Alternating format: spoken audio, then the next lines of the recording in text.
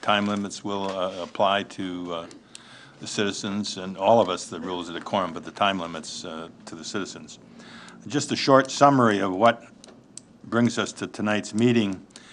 Back in 2014, the majority of the council members that are still up here reviewed a number of sites and came to the conclusion at that time that the Old Town City Hall site was the one that they thought would best suit us. And then in 2015, two new people came on the council. A review of sites were done again, seemed to indicate the old City Hall site was still the most logical one for us to build a new municipal complex. The council's municipal complex committee then started its determinations in, I think, late February. And what came about is other sites that once weren't available suddenly became available to us. And as this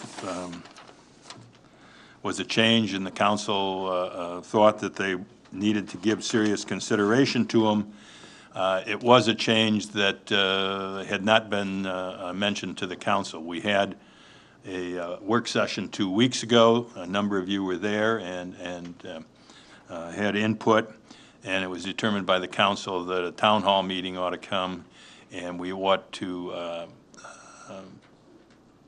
explain to the citizens where we're at this time in looking at sites on which to put the municipal buildings that we need to build in the next few years. And so that's the purpose, is to get your input, and also so that you know that these other sites are being looked at, because I don't think we really discussed that in any public way before just recently. So we're going to begin tonight with a PowerPoint presentation by our city administrator, Mr. Kibbe, and then that will be followed by the city engineer, our city's architect, and then the police department's shooting and training officer. And after that point, we'd ask the citizens who wish to come forward, comment, or ask questions to do so. And then finally, at the conclusion of the citizens' questions, I will turn to council and see what questions they may have of the speakers for tonight, or express their opinions. So with that, Mr. Kibbe, if you would start us, please. Do we pledge first? No. No.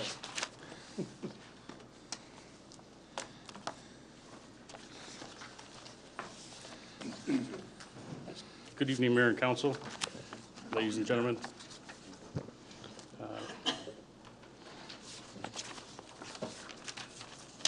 As the mayor mentioned, we will have the rules of decorum. I think he already went over these. Each speaker will have 4 minutes, and then the consultants and administration will answer the questions. Is your mic on? No. All right, how about that? Much better?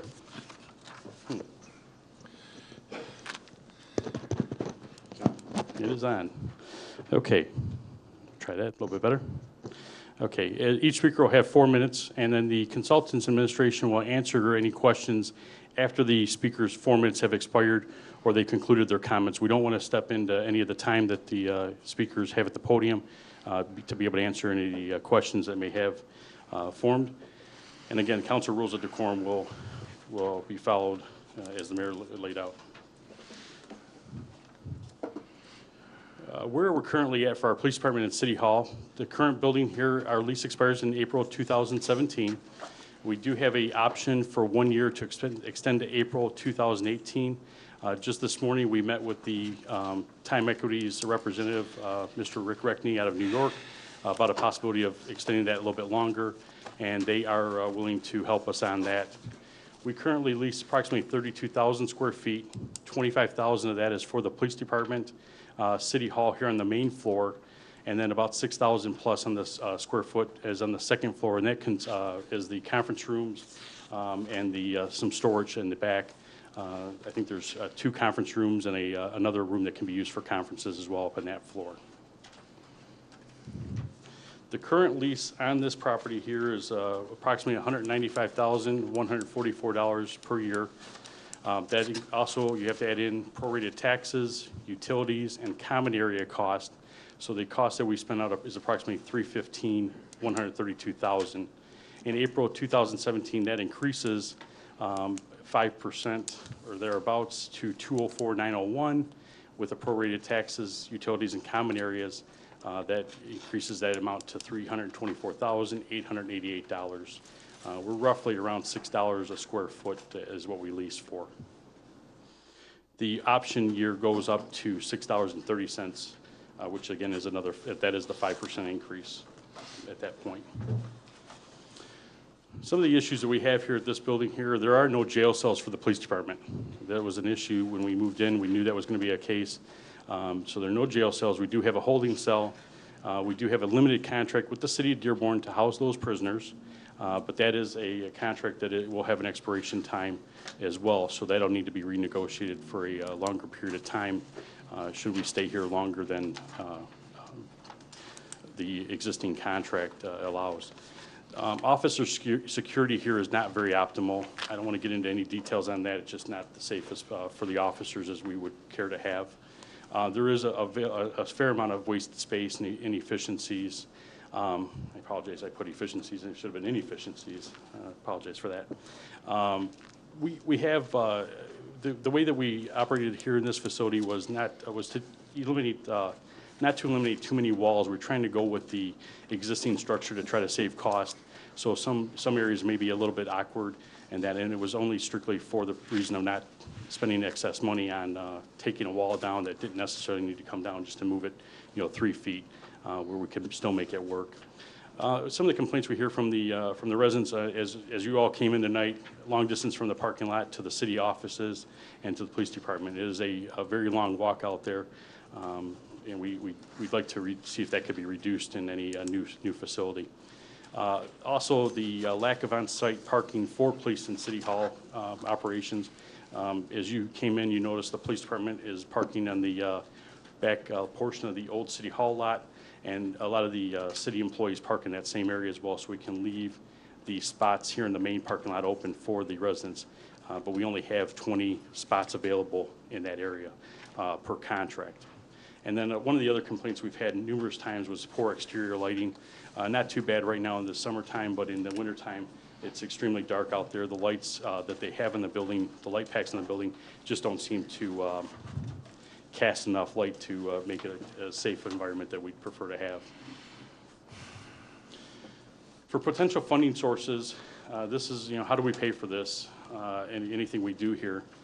We have a 2010 bond proceeds. We've got roughly about $2.2 million sitting aside right now. That is a bond. We do have to make payments on that. They are incorporated into the budget for 2016-17. So that is not, they are budgeted for the future as well, but that is not just free money. It was a bond proceeds. Building department rent prepayment, we have some reserve in there that we'll be able to use towards the construction of a facility for the city hall portion. That's $500,000. And then the property next door, the old city hall property, has quite a bit of value as we've gone through and looked at that area. So that needs to be taken into consideration. When you're 16850 Southfield, Parcel A is probably about a 2-acre site closest to Southfield Road. It is it has the frontage on Southfield Road.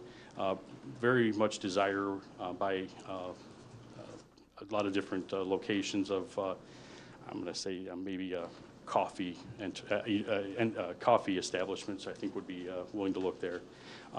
We've have had a value offer of $1 million. We actually think it might be worth a little bit more than $1 million, but I was trying to use the numbers we have actually received, so I wasn't overinflating or underinflating any of the numbers we've got coming in later. Parcel B is the middle portion. Value probably around $800,000, possibly even more, maybe closer to $1 million. And then the remaining less than an acre, one of our local businesses is actually interested in that parcel for some parking. I'm not too sure what that number would be at this point in time, but so I have not included that in any of the estimates later on, but it's just something to be able to have available to look for as a possibility of additional funding. The other funding sources, general fund reserve balance, we do have fund balance at this point in time that could be used. Also, we would need to look if those options all fall short funding-wise, is into some sort of public-private partnership with a lease-to-own option at a predetermined interest rate at a predetermined period of time. So basically, you would deal with a developer. They would build the site out. You'd lease it back from them over a period of X years, 10, 15 years, and then buy it back from them at $1 at the end of the time frame. It's just another option out there. One thing I think has been expressed very adamantly here from all the elected officials, no millage request to fund the police department or city hall. The goal here is to figure out a way to make this all work without coming back to the residents. I don't think there's a desire from anybody on the council. I don't want to speak for any of the elected officials, as I'm not a voting member, but I don't think there's enough of an appetite to even consider that at any point here.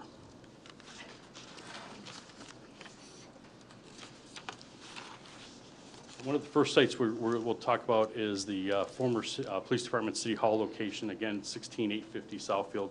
It's the front portion. This project here would be the construction of a new police department. I'm going to flip one. I hate to move too fast, but I'm going to get to the site so everybody can kind of see where they're talking. Construction of a new police department and city hall building. It would be near within the footprint area of the former police department city hall. So the structure, actually today, Dave, I think the power was disconnected today, and that structure is ready for demolition now. We were waiting for that last piece to fall into place, and the contractor should be out here within the next few weeks to get that demolished. But the location would be within that footprint if the structure is built at the front of the building. It kind of give you a sense of a space there would be in that area. Front portion of that site that we have ability to sell from the state of Michigan is 7 acres, and this would be a plus or minus 3 acres, 2 to 3 acres for a police department city hall on the front portion. That would be a 30,000 square foot shared facility. And I think I have the over and to the far right is the example of what that may look like. The site work for this site here is approximately $1.9 million. The city's share of that would probably be $1 million if that is shared with the developer of the middle to back portion. So the idea here would be if to sell the middle to back portion and then work with that developer on the infrastructure such as the water loop line for the water main or underground storage for the stormwater retention.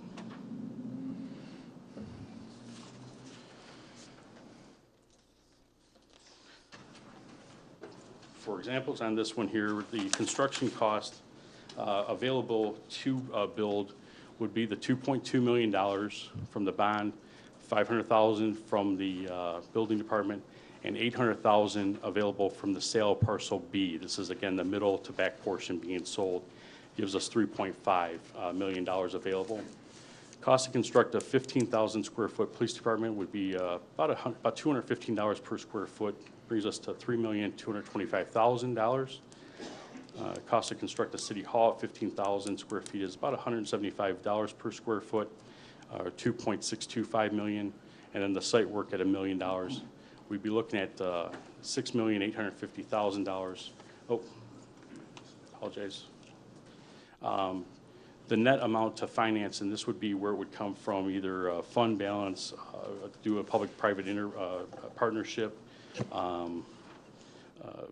general fund reserve balance, or a sale of additional property, anything on that, would be $3.35 million.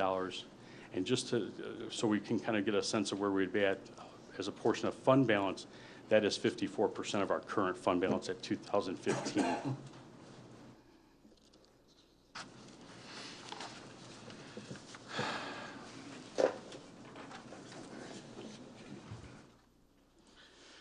Site number 2 is also at 16850 Southfield. This would be the middle to back portion. I'm going to throw this, unfortunately it's the same picture. This actually would slide back on the property to the back closer to the creek that is here. This would be in the parking lot area of the former City Hall Police Department. Middle of the rear portion, probably roughly, again, about 3 acres out of the 7 acres. Again, a 30,000 square foot shared facility with the site work of approximately $2 million for this. And our share of that would probably be approximately $1.1 million, again, with the remainder being shared with the developer of the front portion at this point in time. For this one here, again, $2.2 million for the bond, $500,000 from the building department. We have the sale of parcel A, which is about $1 million at that point. Again, I think it might be a little bit higher, but again, trying to use conservative numbers of what we actually have on factual numbers that we've received. 3.7. Again, construction costs are still the same, with the difference being site work is $100,000 more. Total estimated construction cost of $6,950,000. The amount to finance would be $3,250,000, and that's about 52% of our fund balance as a reference point. Site 3.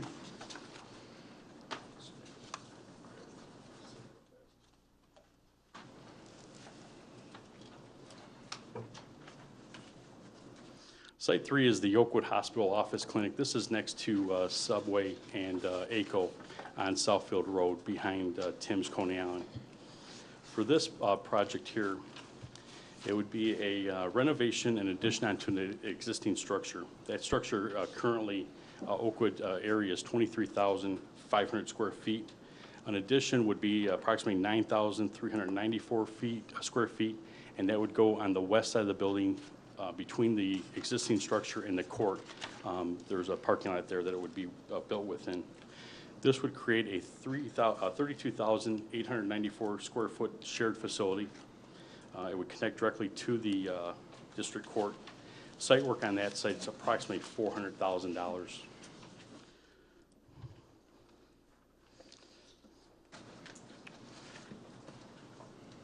Funding for this here, the estimated purchase cost would be $1.9 million. The bond, the building department would be your $2.7 million, and then you'd have the sale of parcels A and B, which total $1.8 million, to be a total available after purchase price for construction would leave you at $2,600,000. Renovation of the existing space at 23,500 square feet at $115 per square foot is just a little over $2.7 million. Cost for the police addition, 9,394 square feet at $220 per square foot is $2,066,000. Site work at $400,000 leaves the estimated construction cost at $5,169,180. And the net amount to finance on this project here would be $2,569,180, and that is 41% of the fund balance. Site 4 is also still at the Oakwood Hospital site. This one here would actually be an addition to the north. It would be in the front of the building, addition of 6,512 square feet. And this would create a 30,012 square foot shared facility. Police secured parking for this facility here would be located between the police department building and the 24th District Court in the existing parking lot. That would now become secured parking. Police and employee parking would also be on Philomene, next to the arena and behind the existing building. And the site work again on that is approximately $400,000. Funding for this one here, again, everything's still the same, $1.9 million, $2.6 million available. Construction renovation here would be 11,750 square feet for the police department at $135 per square foot. Brings you to $1.586 million. Renovation for the city hall portion, also 11,750 square feet at $115, puts you at $1.351 million. The cost for the addition, 6,512 square feet at $200 is just a little over $1.3 million. With your site work, your total cost there is $4,639,900. The amount to finance on this one would be $2,039,900, roughly 33% of the fund balance. Site number 5 here would be the Red Fawn Banquet Center. This one here has a couple different options. And not everything on this one has been completely vetted out yet, so it's still a little rough on the cost here. There's an option which would be demolition of the existing structure at approximately $200,000, and then construct a new city hall on this site. This site would strictly be for city hall. That would be a 15,000 square foot facility. Another option would be to renovate the existing 20,000 square feet for city hall. Again, it would just strictly be a city hall. There's not enough room there to do both city hall and police department on that site. Parking is available on Allen Road and also in the parking lot that is city-owned, that is directly behind the facility. Site work on this site is approximately $200,000 at this point. So when we go through costs on this one, for site 5A would be approximate purchase price somewhere around $900,000. Available from the bond is $1.1 million. This is a split of the 2.2. This is a split of the 2.2 as there's two projects here. $500,000 would come from the building, and then the sale of parcel A and B would net $900,000. After purchase, you'd be looking at $1.6 million available for building. With the demolition of a structure, it'd be $200,000, and then the reconstruction would be $2,775,000, and the site work would be $200,000 for a total of $3.175 million. Net to finance on this portion of the project would be $1.57 million or 25%. This project, I don't believe we vetted to get a renovation cost at this point in time. The police department, under that proposal that we had seen before, would be at the Oakwood facility. Renovation of the existing structure in a 15,000 square foot building. This would be moving away from the subway, just would be closer to the court facility when you do the renovation. Cost for this one here would be approximately acquisition based on the previous slides that we had for that parcel, and the square footage would be $1,212,750. Here's the other half of the 1.1 million. I want to click to show you there, but I apologize. Is the other half of the bond revenue. There is nothing from building because this will be strictly a police department. And then here's the other half of the sale of the property. This gives you approximately $787,250 for the cost to build, or for fund towards the building. Renovating that facility at $135 is $2,025,000. Site work is approximately $260,000.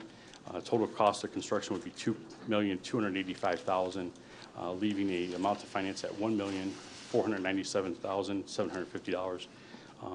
24% of the fund balance. Combined, because you'd be doing a police and city hall in these two locations, would be looking at $3,072,750, or 49% of the fund balance. Some of the other items that I need to make sure council does take into consideration as we go forth with anything. Any of the sites working out, and just trying to keep everything to the factual points here, but we do need to make sure that in the future, you always have in the back of your mind, we have an approved 5-year capital plan requires $927,000 to come out of our general fund resources on an annual basis. And then water and sewer budget requires $1,906,000 per year for water mains and equipment through 2021. And this is a big one here that I think we just need to make sure we're aware of. The fire department SAFER grant ends in June of 2017, and that does pay for 6 firemen at this point in time. I've included the 5-year capital plan just so everybody's aware of what's in there for the future. And if it's okay, I think if it's okay with Mayor and Council, I'll post this to the website for tomorrow, so the public can have that available with their resources, if everybody's okay with that. Without objection? I have, a couple of corrections. I have a couple of corrections too, so. Well, why don't we wait until our turn at the bat, all right? Okay. And I gave you a lot of information. I do apologize for going so quickly. I hope I'll leave this up and we can roll back to those correct pages again. In fact, I think I can get it from my seat up here.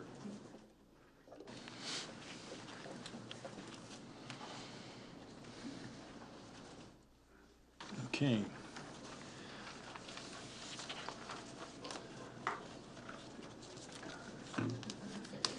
Maybe you want to start with the engineering because of the hard costs for the Yeah. sites?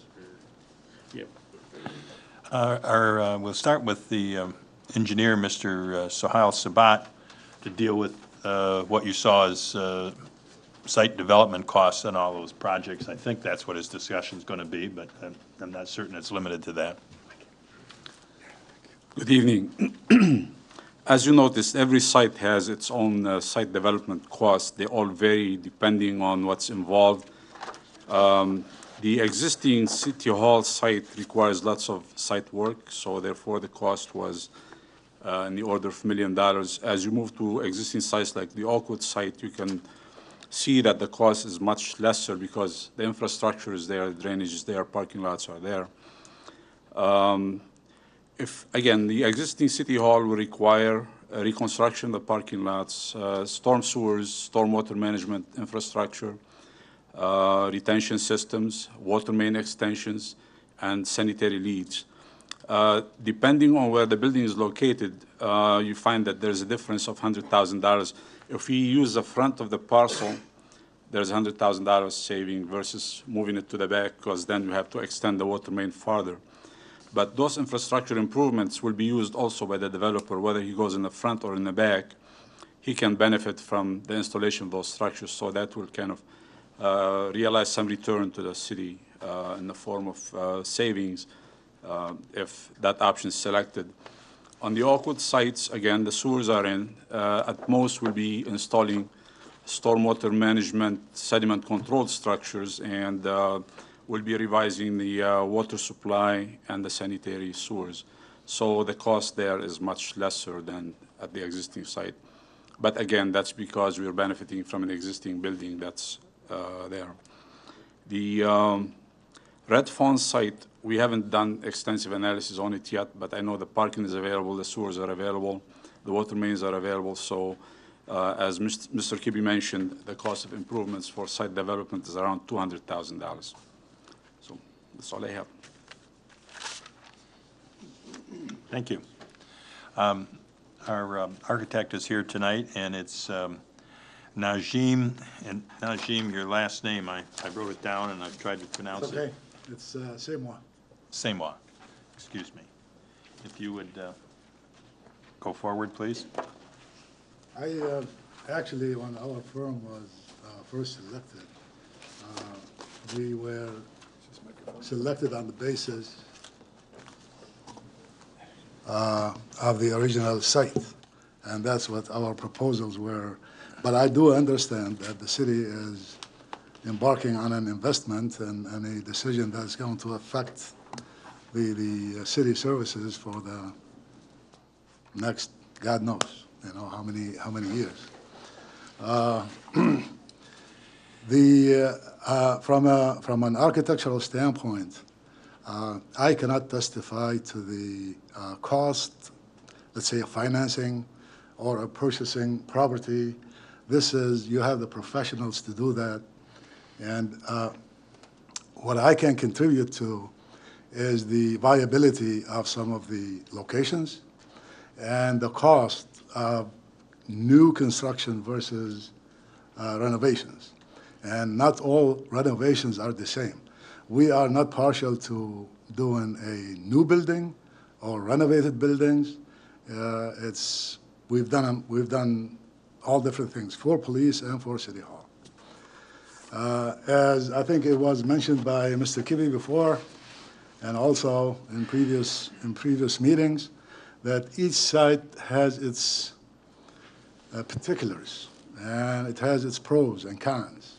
And I'm not sure that if we have a site that is really 100%, I think what you're looking for.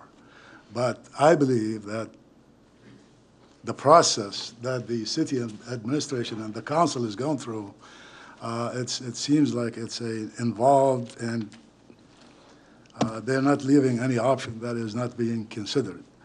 I am here to answer any question that I could answer on any site that you may feel that is good, bad, or indifferent.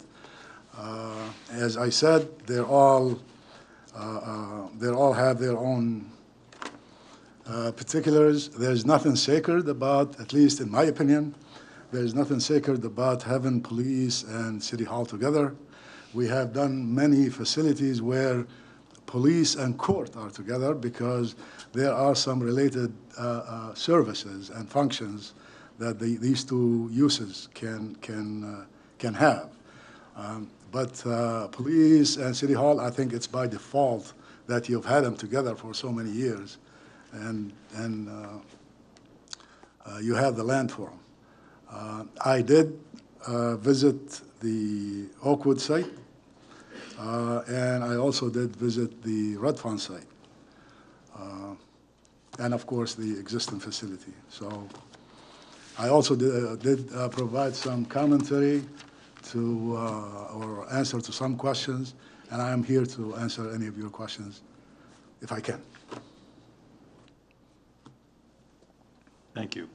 Our final speaker before we get to the citizens is Sergeant Wayne Albright. And just to give you the background on the sergeant, he is the officer who trains all of the police department in the use of all the weapons that they may be required to use at some time in doing their duties. So with that, Sergeant, if you go forward. Thank you, Mayor. As the mayor said, I'm a sergeant here in the police department, and I've been here working at the city for 22 years. I'm a firearms instructor, as he said. I'm a defensive tactics instructor, along with teaching a lot of other different things. That's what I like to do. And I've been firearms instructor for a better part of 16 years. So I do know a little bit about the importance of training, of firearms training, and just training in general. And I know what's changed over the past 20 years. So I hope over the next few minutes that I can help you better understand the necessity of a good training program and having our own shooting range as we go forward with this build. Because we want our officers to go from just being average to giving them a better chance to succeed. Many of you might not know that we did have a range at one time, many, many years ago. It was located in the basement of what now is the newer portion of the rec center. And back then, the people in charge figured that it was more important to expand the rec center and give the citizens that opportunity to experience that than for us to continue our training with an indoor range for the police department, and so it was torn down. And so since then, over the last 15 years, we've had to go to the city of Taylor to do our training. They've got an outdoor range, and we train once a year on our weapon systems.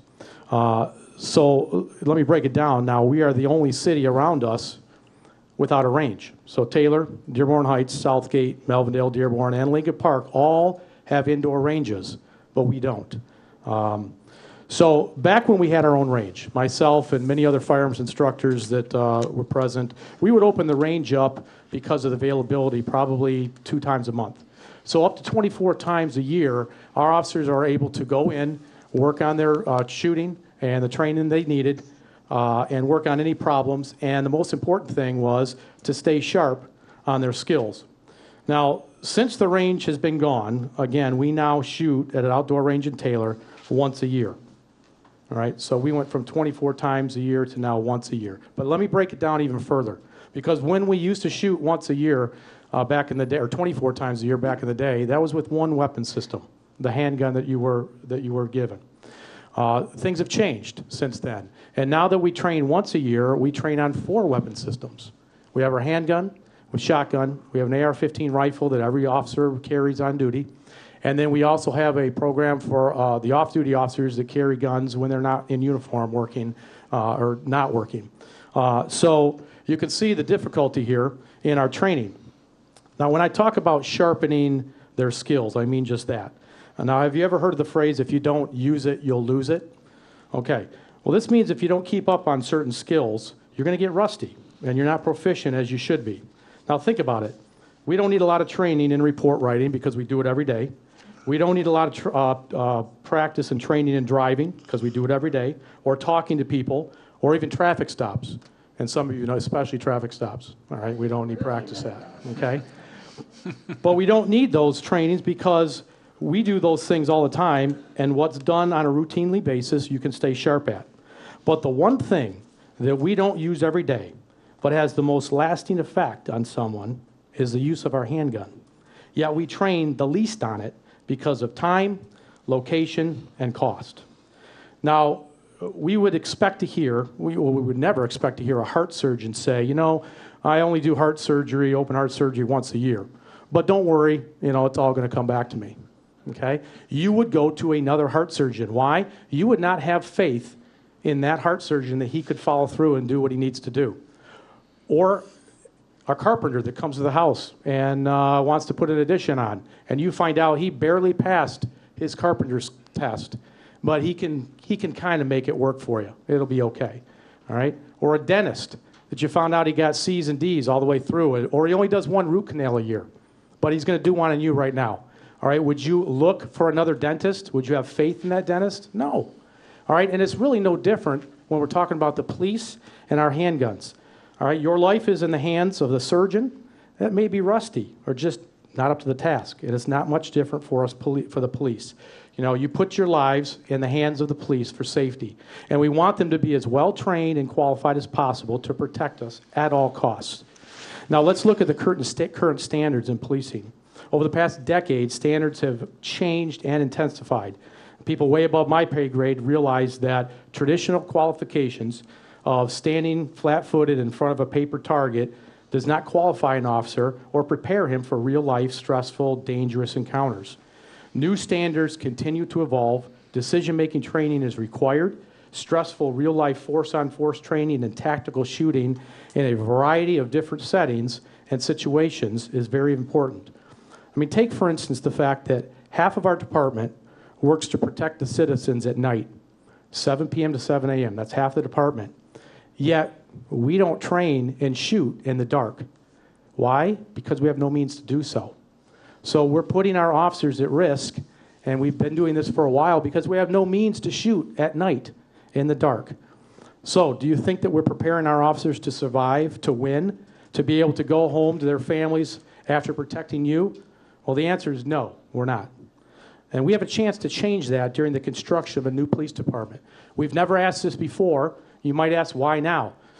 It wasn't feasible before. But now that we're entering into this new construction phase, it is possible. And so it is something that we need. All right, I'd also like to touch on why the police department believes that a range is now necessary in our current climate as a nation. And that is because of one word, liability. All right, police officers are under intense scrutiny nowadays with the media and every decision that we make. And it's been shown that there's a link that exists between a lack of police training and liability. The better training the police have, the lower the risk that an officer will bring down civil or criminal liability upon himself or his police agency. Even the United States Supreme Court rules that police agencies can be held liable for failure to train. Now, we understand that the monetary costs for training can be high. We know that the upfront cost of installing a shooting range will be expensive, all right? But it's a lot less expensive than fighting a wrongful death lawsuit. The money's lost due to wrongful shooting lawsuits brought against departments all over the country, large and small cities, go into the tens of millions of dollars every year. Chicago, Philadelphia, even last year, Baltimore spent $5.7 million in settlements and more than that in legal fees. Now, folks, this is not scare tactics. I am in no way suggesting that Allen Park is anywhere close to what those big cities are like, all right? But what I am saying is we have to recognize that we're not immune against potential lawsuits if any of our officers were involved in a wrongful death shooting. A court case that's brought up is Brown versus Bryan County. It's an Oklahoma case in 1995, Fifth Circuit Court. The appellate court ruled that a lack of funds for training is not a defense. A city cannot say, look, we just don't have enough money to train our officers, because the court said, too bad, that's not a defense. And in this particular case, the plaintiff was awarded $642,000 in a settlement. Ironically, a little bit more than what we're being estimated as what a range would cost. So really, the cost of training is a relative bargain compared to the price of neglecting it. Now lastly, I would like to speak specifically on our needs for the size of a range and how it can help our department, because over the last 2 weeks, there's been a lot of discussion, healthy discussion, on Facebook, and from person to person, on how big of a range do we need. Maybe we can compromise. Maybe we can have a small range and everybody's happy. Well, let me just say that we need an area large enough to utilize it as a multifaceted training room. To have a room large enough that we would not need to rent out space, as an example, at the rec center like we do every year now, to train in our defensive tactics. We spend money to go to the rec center to train our officers. The room should be able to be used for taser training that we have to do every year. The Milo interactive computerized decision-making training, many of you saw that at the street fair. That's a decision-making training that's very important, that's mandated by the state. Live force-on-force simulation training, room entry and building clearing training for active shooter scenarios, and finally, a real shooting range to get back to the standards that are above the average, above the minimum standard. Now, I was asked, why not just 1 or 2 lanes, and then everybody's happy? All right, well, a decision like that would not meet our needs as a police department. It would not fit the parameters of a multifaceted training room. We would not be able to do most all of the training on site, which is the goal, to do our training on site and minimize overtime costs. And to me, that would require probably a 6-lane range, as just an example, large enough so we can do all of our training. A 1 or 2 lane range would not allow us to meet state requirements for our tactical training. And also training 1 or 2 officers at a time is just not an efficient way of training. It would take us all day, every day, to be able to get through all 40 officers and train them properly. So in conclusion, and these are the bullet points, how will a range help our department? First of all, better quality and higher frequency of live fire tactical training, which right now we get once a year. We could do that on the shift level as much as we want with a range on site. Again, honing in those skills, officers are more proficient, they're better at their weapon system, they're staying more sharp, which is making you a safer and making that officer safer too, so he can go home to his family. A range at our facility will eliminate travel time, overtime, and associated costs with that. What are some associated costs?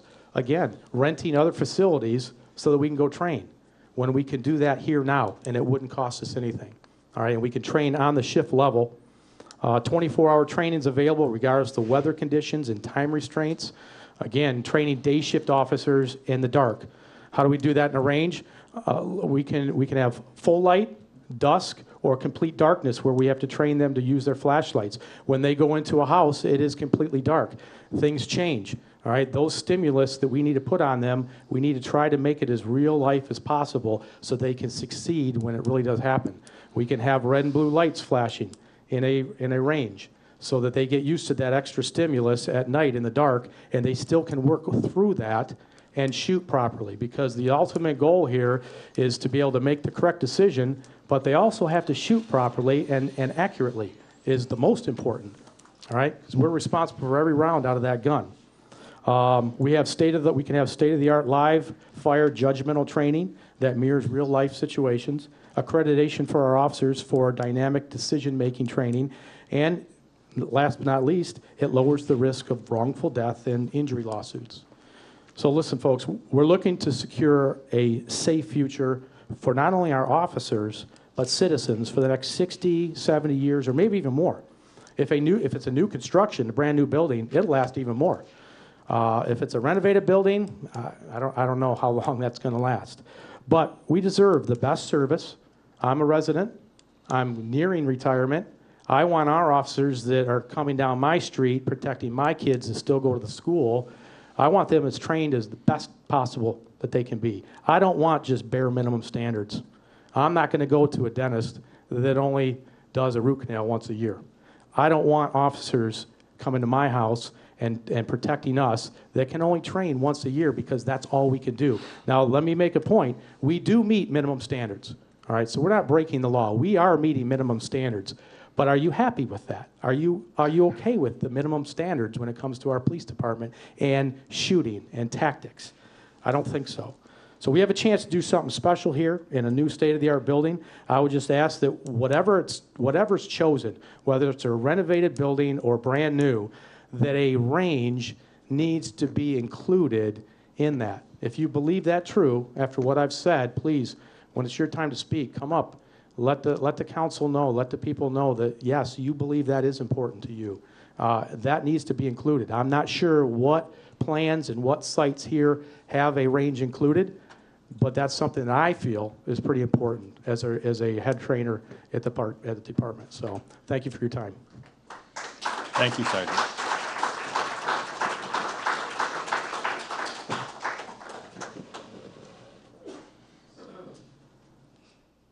Well, that concludes the remarks by the speakers that we had to bring forward and speak to us tonight. So with that, I'd like to ask the citizens that want to come forward to come up to the podium, give your name, street you're on, and make your comment or ask your question. Good evening. I get it down here where I'm down near ground. I'm Jack McAdoo, a long-time resident of Allen Park and interested in its welfare. I have talked to a councilman about the City Hall many years ago when the subject came up for discussion.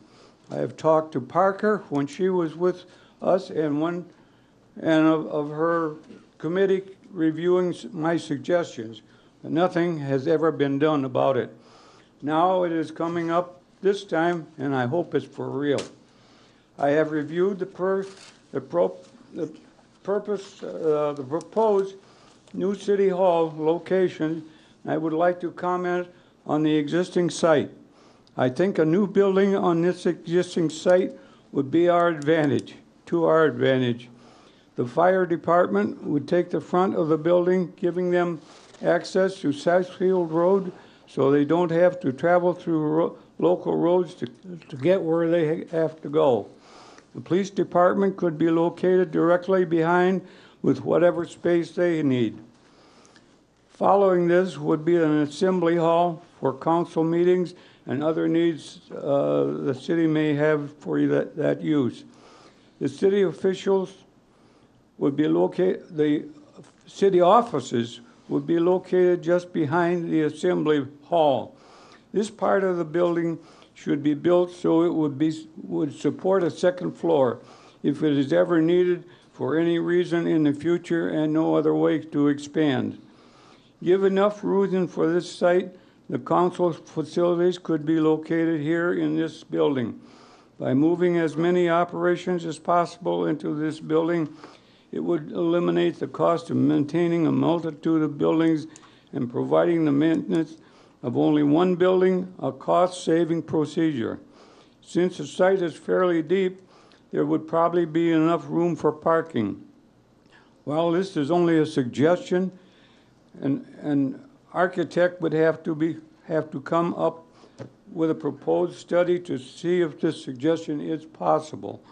Along with other suggestions you may get, I hope that you will at least consider my proposal and give it some thought.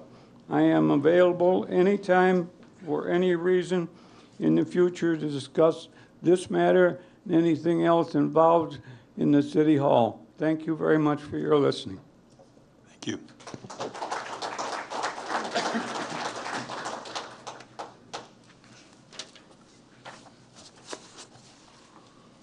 Good evening, Council, Mayor. My name's Carl Sim, Allen Park resident for quite some time now. Carl Sim, resident of Allen Park for we don't have minutes to wait for help. Right there. That's why. That's why we need the best of the best in this city when it comes to our police and fire. I agree with Wayne 100% on a gun range that can be multi-use. I'm an average Joe citizen. I get more training with the same firearms he uses a year than he does. Now you put that in the thought of a guy that shouldn't own firearms training more than our police department. That's a very scary thought. And those people are all over. I work everywhere in Wayne County and Oakland County. I talk to firefighters and police officers in every city around us. This city used to be a gem with our police department. It's now considered a joke. That is not good. This boils down to revenue. because everybody wants to save a dollar or make a dollar. The number one thing that creates property value in a city is your infrastructure.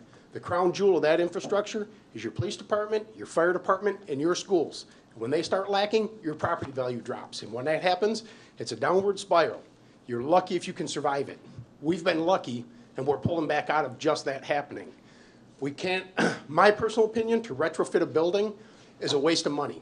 Your police department needs to be your number one crown jewel in your city. The city administration stuff, that could wait down the road if it had to build a proper police department. When you start retrofitting, corners get cut, things get cut, budgets get changed, change orders take place. I know this, I'm a licensed builder as well. I know how it works. When you build from scratch and you talk to the people that are going to be working out of that building, like your police officers, that tell you what we need to do our job 100%, you have the best facility you can get. No matter, cost has to be controlled. Your money is better spent investing in something that's going to grow your city than something that's going to sit in the back corner and try and make do. That don't cut it. We've retrofitted this building for a police department. It is a complete disaster and a liability to this city, the way that is set up. Some of it is safety to our officers. I won't go into that to here, but if any of you have questions after, I'll answer them. One of the things we have that's not necessarily something I can't talk about here, I went on a tour of that when they started doing it, back when the city invited residents to take a look at what we were doing with this building. I came through here. We talk about not having jail cells and we have a holding cell. The holding cell is a dog cage. You can't put a male and female prisoner in that cage together. So what do you do when you have both of them? What about transporting prisoners? Where you should use 2 officers to transport should something happen. We use 1. What happens when a male officer is transporting a female patient and she makes a claim that something happened? Where's the city left with that? Because we watch the news. We see what happens when a resident or a citizen blames a police officer. It normally doesn't go well for the city or the police officer. We have got to invest wisely. The decision we make on this is going to be the decision we have to live with. The last decision we made on this, they lived with it for 40 years, and that was 40 years of inadequacy. We cannot afford to do that again. Thank you.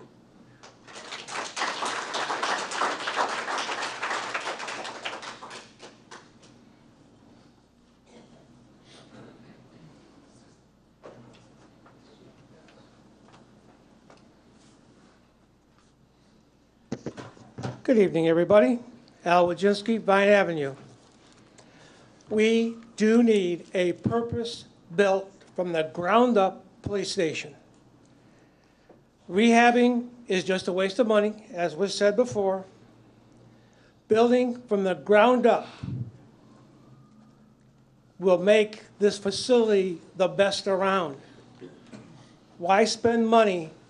Why waste money rehabbing a building when in a few more years things are going to happen? They have flat roofs at Oakwood. What happens when the roof goes? You got to think of the future. And definitely a gun range, because people get more experience than our officers do. And I am firmly for the City Hall and the Police Department to be built right across the street here on property. We own it. We don't have to pay for it. We'll get money when we tear down and sell the old City Hall. That's money in the bank. Think ahead, not behind. Thank you.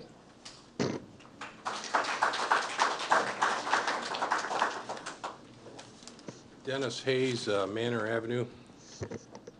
There seems to be a theme that runs through this discussion, which I brought to the attention of this panel previously. There's a sort of common denominator of this 30,000 square feet. And I'd like to illustrate why I think this is probably not necessarily the case. If you look at what we have here, you heard him say that we have about 32,000 feet that we're leasing right here. A good 6,000 square feet of it is that vast cavernous lobby, 30 by 200 roughly. I pasted off before you. That's 6,000 square feet that's not used that we're paying for. You go inside the doors, another 1,000 square feet that we are not using. That makes 7,000. We got 6,000 according to the data that was offered tonight upstairs. One room is entirely vacant, okay? That room is probably 2,500 square foot. The one next to it is filled with stuff, storage, but I suppose it could be put in about half that space. Let's say another 1,250 there. So if you add all, then we do have a conference room, and there's another room that seems to be occupied by another tenant. So it sounds to me, in just rough numbers, that we are functioning right now with about 20-some thousand square feet, say 24, 22, something like that. We need to look to the zero starting point and build from there. Secondly, I really respect Officer Albright, Sergeant Albright's passion for the gun range. But none of the figures we heard tonight include that extra $600,000 that we heard mentioned previously. And with all due respect, you know, I hold a couple licenses, 3 licenses, a social worker license, a nursing home administrator license, and a law license. Now, because we're lawyers, we know everything. We don't have to have continuing education. But in social work and nursing home administration, we had to take 36 hours of continuing education a year at our expense. And I guess I didn't hear Officer Albright say that there's a rule that prevents officers from continuing their training on their own. It sounds like he'd prefer to have it here, and I think that's all our preference if we could afford it. But there's nothing prohibiting anybody from improving their skills on their own dime, at their own time, at their own pleasure. This is not the only place you can train to be a marksman or a good shooter or a defensive police officer. You can do that on your own. Just as Carl mentioned, as a citizen, he goes out and presumably pays to get himself trained periodically.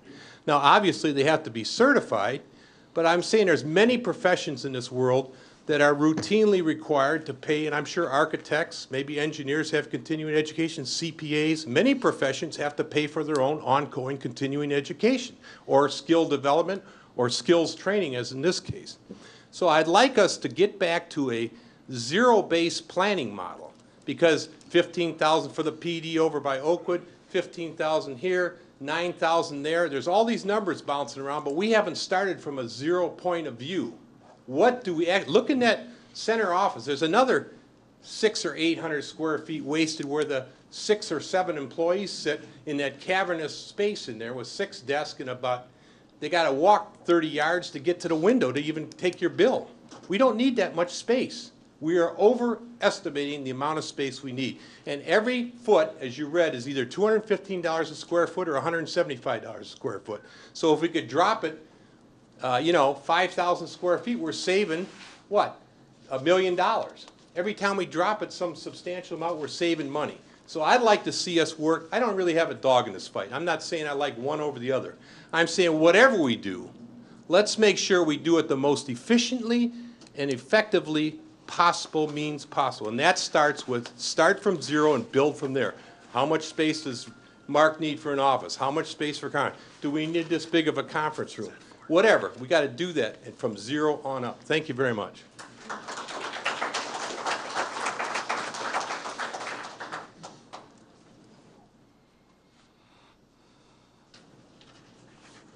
Hi, I'm Lisa Burns, and I am from beautiful Caldwell Avenue in Allen Park. So, Ms. Burns, just pull that down a little bit. I don't think you're.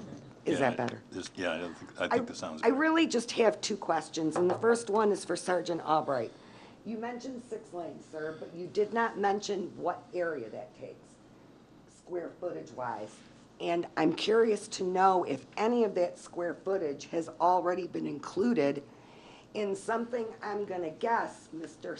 Samoa has, I'm sure you've brought something to the council already, and I'm also sure you probably do a lot of this type of facility. So I'm wondering, sir, what have your recommendations been for the size of a police department that we have, for the size of the city that we have? What would you recommend the correct size be? I hear we have this, we have that. Do you know what we need, or can you give us your expert opinion on what you feel we should need? And moving forward, I would love to see the gun range. I think it's really important. I think it would be great if we could somehow get in there and use it as citizens. I don't know if you could do that legally. I just implore fiscal responsibility. Other than that, let's get everybody the best we can. Thanks.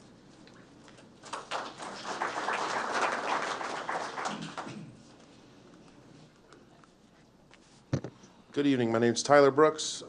Paid in full taxes this year on Larmy Street. We'll send you a bill for that, Mr. Brooks. I'm just going to Bob Barker this one. Hey, so a couple points, really good points made today that I agree with. The shooting range, sure, I want these guys to be able to do a good job. I also can understand the other side of the point where it's up to me to improve my skills and go to my boss and show him I have more value. It's not really up to him to sharpen me, so to speak. But I can see if everyone else has them, I could see, especially in this day and age with the temperament, it could be ideal in some situations. Also, I know I probably sound like the crazy guy, but I would be okay with the open to Allen Park citizens. I mean, if we're going to pay for this shooting range, again, not trying to sound like a crazy, not getting into gun laws or any of this, just I wouldn't mind using it once in a while. I also want to voice the City Hall not being over here in the armpit of Allen Park. This is a garbage area. It's for somebody else, not us. It's a pain in the butt to get here. You can't walk here without doing the last will and testament crossing the street. I mean, it's a real pain in the butt. So apparently people think this is worth a lot of money. Cool, let's sell it to them. If somebody offered you $1 million, let's sign the papers because we got to get the show on the road, and I don't really want to borrow any money. I think having the administration over towards downtown would be helpful. I think it puts, there's a bunch of vacancies there already. So let's get some cars in the parking lot, some people working, some people walking across the street to get coffee and pizza, and hopefully not the dollar show. I don't know if you guys are overtime or not, some of you guys. But anyways, I'd like to see it further inboard to Allen Park where it's more accessible and get rid of this no turn on red from 6 to 7. That's a real goofball, no turn on red. And real quick, Mr. Kibbe, you mentioned that no one's got an appetite to pay for this with a millage. I would love to hear how we're going to do this without paying for a millage. And maybe you explained it and I didn't hear you very well. So however that gets answered, I appreciate it. Thanks, guys.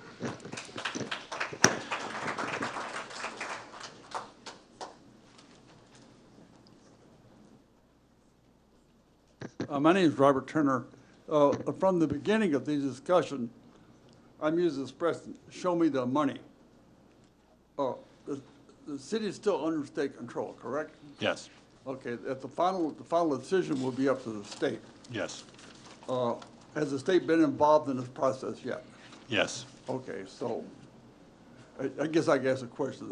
Is that positive or negative, or what is their reaction? I don't think they have been positive or negative. They just want to be kept in the loop, I think. Isn't that basically what they've said to us? So. Okay, there's an AirTel meeting, I believe the 20th of September. Will this be discussed at the AirTel meeting? I would think so. I mean, it's a month away. You know, they make their agenda up. We don't, so. Okay, but the point I'm making, we're still under state control. The state has the final decision. Thank you.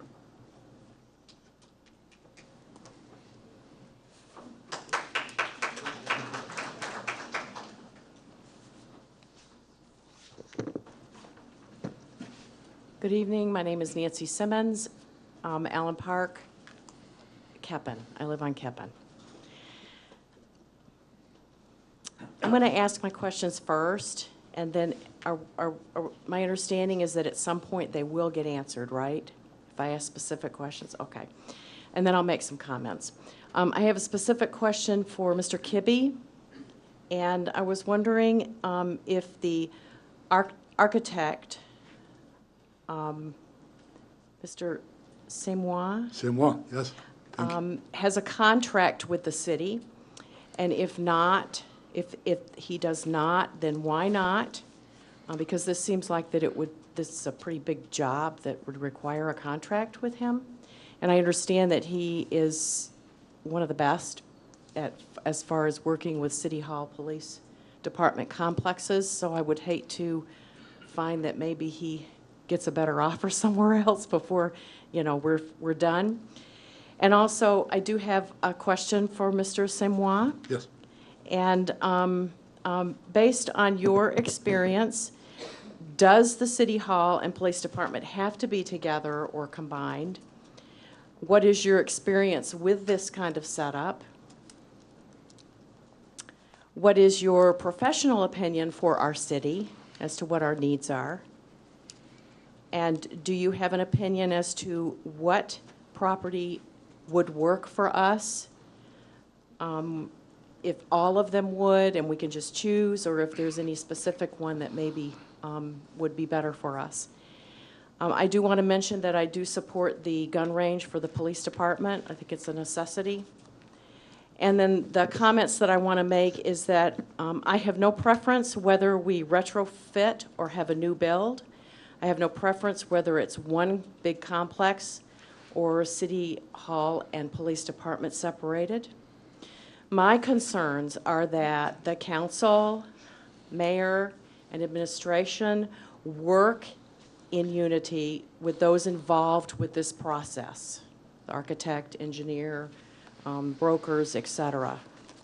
You don't have to agree, but just work in unity with respect to each other. Listen and understand each other. My husband and I have an agreement, and it's listen to understand, not to respond, and honestly, it works every time for us. That's how we get along. Also, administration and finance, Mr. Kibbe and Mr. Cady, please continue to give the mayor, council clear, consistent, and complete information, answering all their questions. I'm not saying you're not, but this is just from past experience with other former council and et cetera. Council members, mayor, administrator, please, your concerns should not be what you want, please, nor your opinion of what it should be, but rather what is the best fit and cost for the city and the citizens. Please look to the future, support us, and not your own personal agendas. Thank you.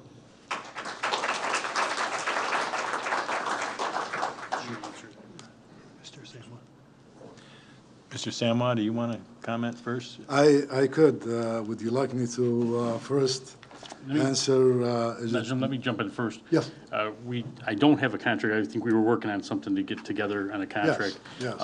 We will continue to work on that to get that in place. Yes. The typical way that those contracts work is a percentage-based once the project is moved forth, but we'll get everything all signed, sealed for, make sure everything's in place for him. All right. Mr. Samwa? I think there was, is it Ms. or Mrs.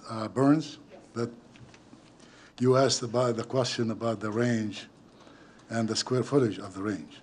You know, just the overall, like, it was very much the same as Nancy's question. I mean, Yes. we do this all the time. I gotta believe this is a bit of a niche market. You're the professional here. You know what, I'm sure the city has told you what they Yes. need. Yes. So what do you think we need in your professional opinion? I also listened to Sergeant Albright, and I also read some of the, and thank you, Mr. Kibbe, for forwarding this, some of the Facebook exchange between different citizens and so on. There is obviously logic is why do you need 6-point range, okay? Just to give you an idea what the range looks like, it's about 140 feet long, and for a 6-foot range, I mean 6-point range, it's about 24 feet wide. So let's assume, which means about approximately, this is including the thickness of the walls and so on, this means approximately 4 feet per point. So if we were to have a 2-point range, for example, we're just talking space now, so we're talking about 8 feet wide, okay, corridor by 140 feet long. Basically, it's non-usable space. I mean, it's not, and that's part of the logic is why a 6-point makes sense, because a 20 feet or 22 feet wide, this is a usable space, and it allows a number of officers to train at the same time.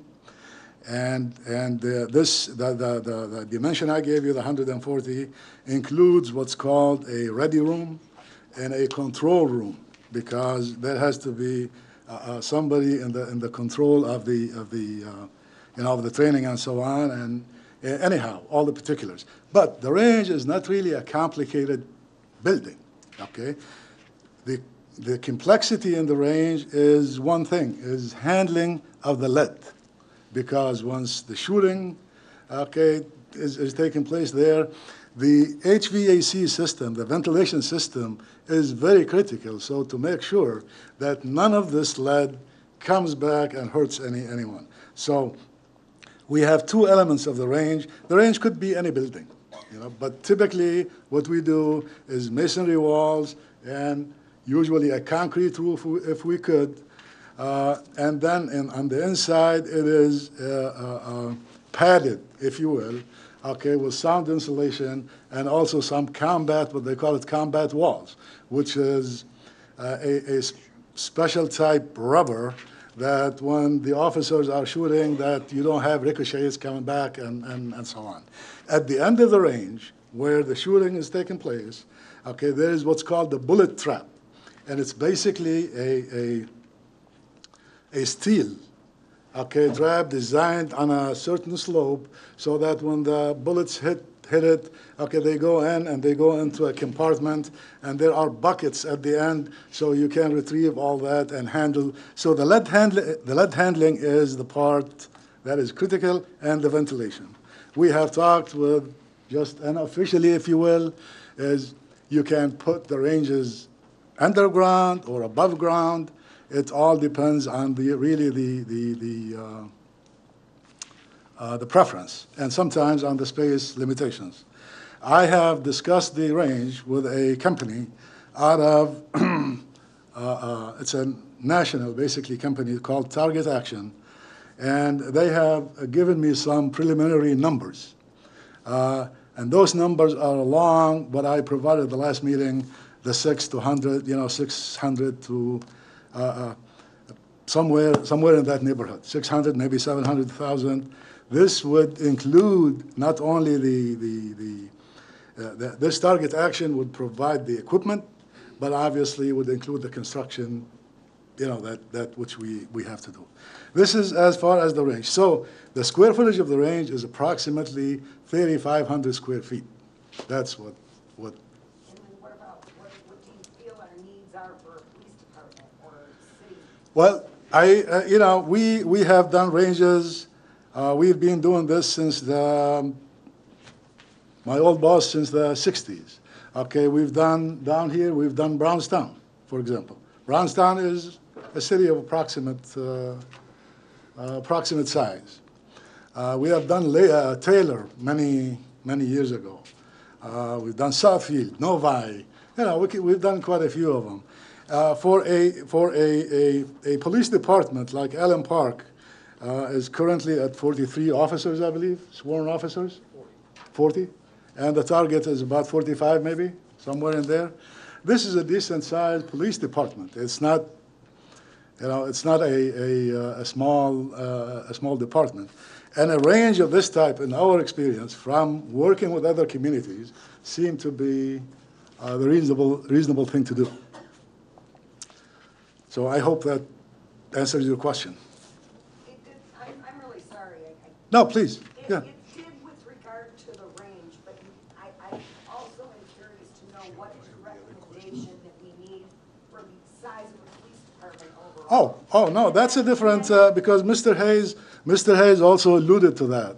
And I think it's a very, very good point. And this is something we just don't, reach in the drawer and say, okay, Allen Park, you need this. Okay, we have to sit down with the users, being it whichever department, the police, the city hall, and all the different departments. And we sit down and we develop what's called a program. And this program would give, basically, it's a written space program, or as we refer to, a space analysis, and it's a study. And this would list basically, okay, the clerk, for example, needs this private office, they need this workspace, cubicles, what have you, and each also space would have its salient features. What kind of finishes we're looking for, what kind of, so that we can at the end develop a written packet, if you will, that can be emailed or what have you. And then we apply this to the planning. Okay, and then the planning really verifies whether our interviews with the users and so on were legitimate. Sometimes there's flux in it. I mean, it could be a little more, it could be a little less. But generally, that's what happens. You get all the spaces, then you apply a formula for circulation. Okay, I need an office of 100 square feet, but I need a hallway to get there. So all these get included, in addition to other spaces such as storage and so on. But when the city administration went through the interview with the architects, they did not just pick, they went through 2 rounds of interviews. The first one is, they narrowed down the selection to 2, and then the 2 competed on a design, basically. So what we're saying about the 30,000 square feet or 32,000 square feet, it's not really a stab in the dark. I personally sat down and looked at some preliminary, basically program that Mr. Boomer had sent me for what's being used in here, and we applied it to a plan. Now, this plan is not carved in stone. It's not necessarily accurate, but I am almost, I'm fairly confident that it is 80% of what we need. That's how I feel. And that's in the 32,000 square? Yes, yes, yes. Okay. I wasn't But sure as to whether that had even occurred yet. and mind you, if I think Mr. Kibbe flashed that plan before on and the plan had like different colors. What we did also, we tried to combine some uses where the police and the city hall can share. The lobby, for example. Okay, why? If you had 2 separate buildings, then you would have a lobby for this and a lobby for the other building. Okay, the council chambers, we made it a council chamber and also a multi-use room for training for the police. Okay, the lunchroom and the break room, and we made this combined for both. So we were able to use some of that space. Now, again, the point you're making is I understand that very well. So the point that Mr. Hayes said, that needs to be verified with the users. Okay, so we need to sit down, spend the time, and do it. Yeah. Okay. Thank you, sir. Yep. Next citizen? That was Mrs. Simmons. Oh, I think she had a question too. Should I answer that? or Okay. no? Hold, Mr. Tijani. Okay. I think you asked if a police and city hall need to be combined. Was that the question, one of the questions? Like I said, in our experience, the city hall, there's nothing, as I said earlier, nothing that says that they have to be combined. However, there is, like I just mentioned, that, for example, there are some spaces that can be shared between the 2. And also in terms of construction, usually there is economy and scale. If we are working construction on one site and combining all the square footage together and so on, I think that there may be some savings that would be realized. But in terms of function, I think the police and and Mr. Kibbe and can answer that better than I do. But and we have, for example, Dearborn Heights. We've done that about maybe 15 years ago. and that's a police and court combined. And the advantage there is from the detention or from the jail of the police, okay, the prisoner is taken down into the basement, and then he goes up between the courtrooms without crossing the public, without seeing any, being exposed to any, basically there's no, the safety, of the officers and so on. But then you ask the question about what does the city need, in my opinion? I'm not sure I'm qualified to answer that question. So I would, respectfully decline to answer that. And in terms of the properties, as I think everybody had mentioned that, usually, and I said that in previous meetings, when you go into a existing facility to retrofit that or to renovate it for a different use, typically there are compromises to be made because you are not going to get every thing that you would like. It's like you buy a house and then you have a couple of kids and now you add a room here and you add a room. Yeah, it's somehow, it's kind of similar analogy, to that. But it's doable. The renovation, I think Mr. Tyler, whom I have known in my building, and indicated that maybe the renovation does not last as long. That's not necessarily the case. Renovations can really can be long lasting. So it depends on how we do it. I think, did I answer your questions? Next citizen, please. You sure this time? I'm reasonably certain. No, wait a minute. No, I'm just- It's okay, because I'm coming to you. Walter Danek, Bel Air Avenue. Through the chair. I agree with your comments about a shared facility. And correct me if I'm wrong, in construction cost, would that save money if we had a shared facility with City Hall and the police department?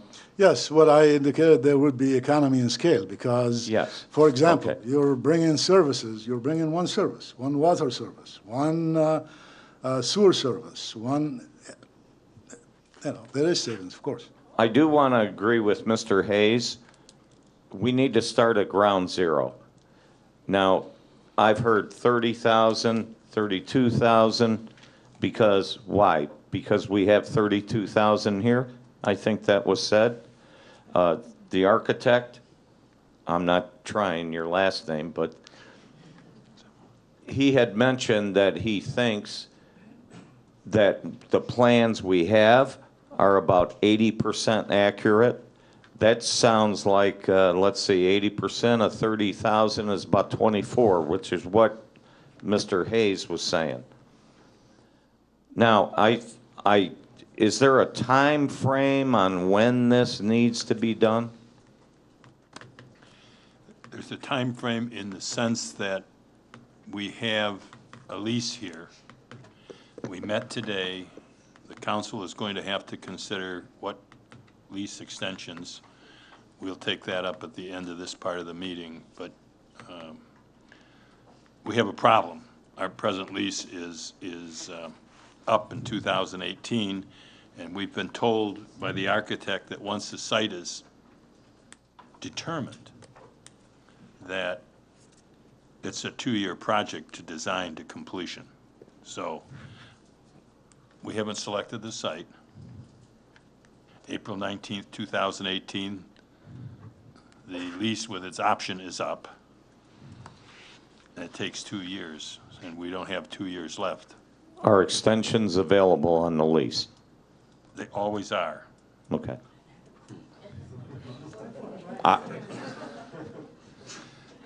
I know you don't want to stay here for another 40 years like over there, but I want to make sure that, Mr. Mayor, the council, the administrator, make sure we do the right thing. We don't need another studio property. And I agree with the state-of-the-art police station. I don't necessarily agree with a big city hall or state-of-the-art city hall, because water departments are water departments, taxes are taxes. You know, people need a big office, oh well, for what? But the police station, I think, should be state-of-the-art. We have criminals that create crimes in Allen Park, and they should be put in a safe facility, not only for the residents, but for the officers and the prisoners themselves. I don't agree with transporting prisoners to Dearborn. Can anybody tell me what it costs to transport prisoners to Dearborn for a year?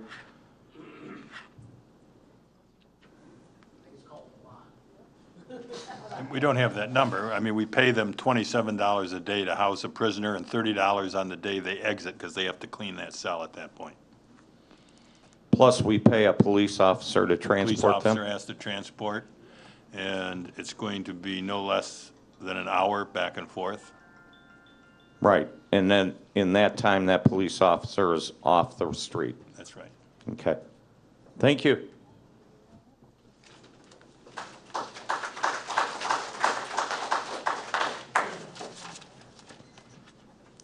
Good evening, City Council, Mr. Mayor, and our gentlemen. Got a couple of questions. First of all, I want to thank all the citizens that have come to this meeting. There's a lot of new citizens, and and it's really nice to see them. I want to thank the City Council and the Mayor for allowing us to have a meeting like this. This is very, very important. You know, we should have these a little bit more often to inform us. So with that, I got a number of questions. Number one, I really firmly believe we need to have I'll tell you what I would like to have. I want a place like Taylor, with the nice big white columns, the big massive buildings, and everything else. And nothing against Mr. Albright. I think you guys deserve something like Dirty Harry, where you guys can go ahead and have a massive area to go ahead and shoot. This is what I would like us to have. But you know what? It's not reality. So let's just get to some reality. They need a shooting range. There's no doubt about it. It's not in the figures. It should be in the figures. They can use our community center for anything else other than shooting. The community center I don't believe they charge them. And if they do charge them, I think that's foolish too. Okay? We need a jail. There's no doubt about that. We definitely need a jail. State-of-the-art jail, whatever we need for liability, we need it. Okay? How big of a building do we need here? 30,000 square feet? I have no idea. But people, I'm going to let you know what that is. That's a square foot. That's your tile that's on your floor. That's what it, so how much does that piece of tile area cost us, Mr. Kibbe? All depends on the size, which. 12 by, what does it cost us? Approximately. Well, we have different costs for either police station or for city hall. $275 for a Okay, let's police just go station. 275. And Okay. $175 for a city hall. Let's just go 250 then. For every one of those little square foot tiles, it's $250. So what do we need? Your floor up here has many, many, many boxes in it. How many square feet are up there right now? Do we need all that stuff put in boxes? Can't we use the state-of-the-art technology to get it put on digital so we can keep records and get rid of paper like that? That's a massive fire hazard. A couple more questions. If we go ahead and we build where we want to build the different areas up here, up in front or in the middle, do we pay taxes on our buildings, Mr. Kibbe? No. No. So we take that away from the retail individuals who want to come here and buy that. What kind of income will that bring into our city? Oakwood? How long has it been empty now? Another blight area, empty building that we can use. I don't like the Wedge Fawn just because of the way it is, right where it's located. It won't serve our purpose. We should not build in two different locations. So let's take a look. But let's do what Mr. Hayes has suggested many, many years ago. And a lot of us citizens, let's start from scratch. Okay, one last thing, okay? Mr. Kibbe, do we have $6 million laying in our coffers right now as on our budget? We, through there, we have money set aside in the, from the bond, the 2.2 million, and then whatever you'd have from the sale of the property, and then also with the fund balance itself, I think is just around $6 million. So we got $6 million fund balance, correct? Once we do what we're planning to do, how much of a fund balance are we going to have, and what are we required to have for the state, or even to keep our bondholders happy?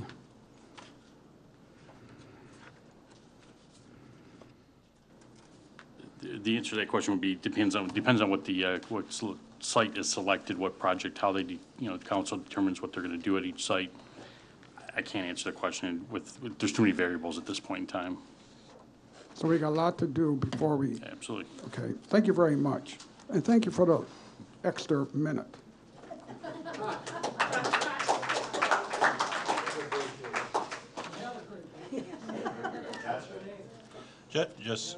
Just so everybody knows that this summer, one of the biggest amount of paper that we had been storing are blueprints.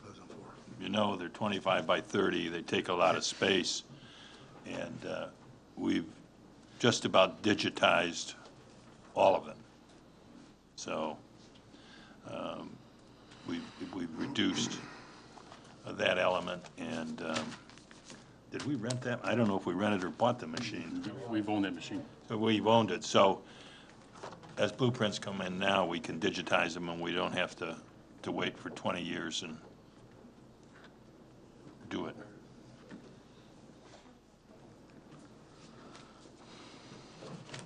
To the councilman and guests, my name is Judy McKelvey. I live in Angelique. This is my first experience here, but as far as the jail and the police, I understand we're going to have a building for the police and what they have to do. Does that include a jail? Yes. Definitely? Yes. Okay. And so the addition, which we haven't considered, is the shooting range. Yes. That would have to be added. Okay. In considering your costs, I have to agree that you should start from zero, and you should spearhead and get everybody's input, not that you haven't, but especially after tonight and maybe other meetings. What about the cost of overrun? We don't want something like has happened in the past in our city with Hollywood, or the jail like downtown in Detroit. I mean, I'm being silly, but we don't want something like that again. I think a lot of thought needs to go into this. Yes, we are on a budget, but I think you need to, like he said, when you're first married, you get a little house, but maybe it has room for expansion. And so you need to consider that, which I think you have. The other thing, is this planned for only 5 years? That's something I got out of the meeting tonight. Is this only a 5-year plan, or to Band-Aid what we have now because our building's condemned? No, or is this further? I think you're confusing it. Okay. We have a copy of a 5-year capital plan. Does not include the new buildings. The capital plan was something that's been approved by the state, and we're required to have a capital plan every year that's 5 years out. So it's a rolling. So this is what you've done because we're still state-controlled. What about our community? I think it's a good practice too, because it tells us everybody's evaluating what they're doing, and I think we'll probably continue that, whether the state is directly supervising or not. But is this further than just 5 years down the road, or is this more? Well, that's, you know. Is that as long as you can look? You're only in office for so long. Thank you. Well, it's not that. It's that, you know, 1 year, you got a pretty good feeling. The second year, not so good a feeling. The third year, if you look at some of our meetings and you'll see some of the changes that the department heads will come and say, look, something that we didn't expect to broke, and it's got to be fixed, and therefore I'd delay this budget item and we'll bring that budget item forward. So you're going to see those kinds of changes because things just happen that you can't quite anticipate. I mean, you know everything's going to wear out at some point, and you plan for that, but some things wear out when they're not expected to. Not that you haven't put thought into it, but I think there's a lot more that needs to be looked at, that's all.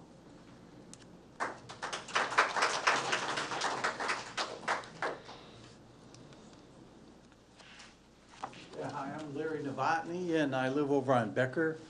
And I guess I voiced some of the same concerns as Judy did there about the cost and cost overruns. Is there anything that you guys can do once you do come up with a plan to have, you know, like a guarantee from the builders or the developers that this is the price and that's what we're paying and this is what you get? I don't know that much about that, but it would seem like that would be something that the city would entertain to ensure that we don't. Yeah, normally the architect and the engineers are going to look at the work being done to try and stay on the budget or whatever that contract is. My own experience has been, not here in the city, because we haven't done any project like that in a really long time, but most people have a 10% contingency fund to say, look, you know, either materials that you thought, this project's going to take 2 years to do, so, and the building may take the better part of the 1 year with some site plan before, so there may be some, you may have let the contract and all of a sudden there's not materials there that you can get your hands on, and you have to say, okay, we have to go to a different material. It could be higher, it could be lower, who knows? Right.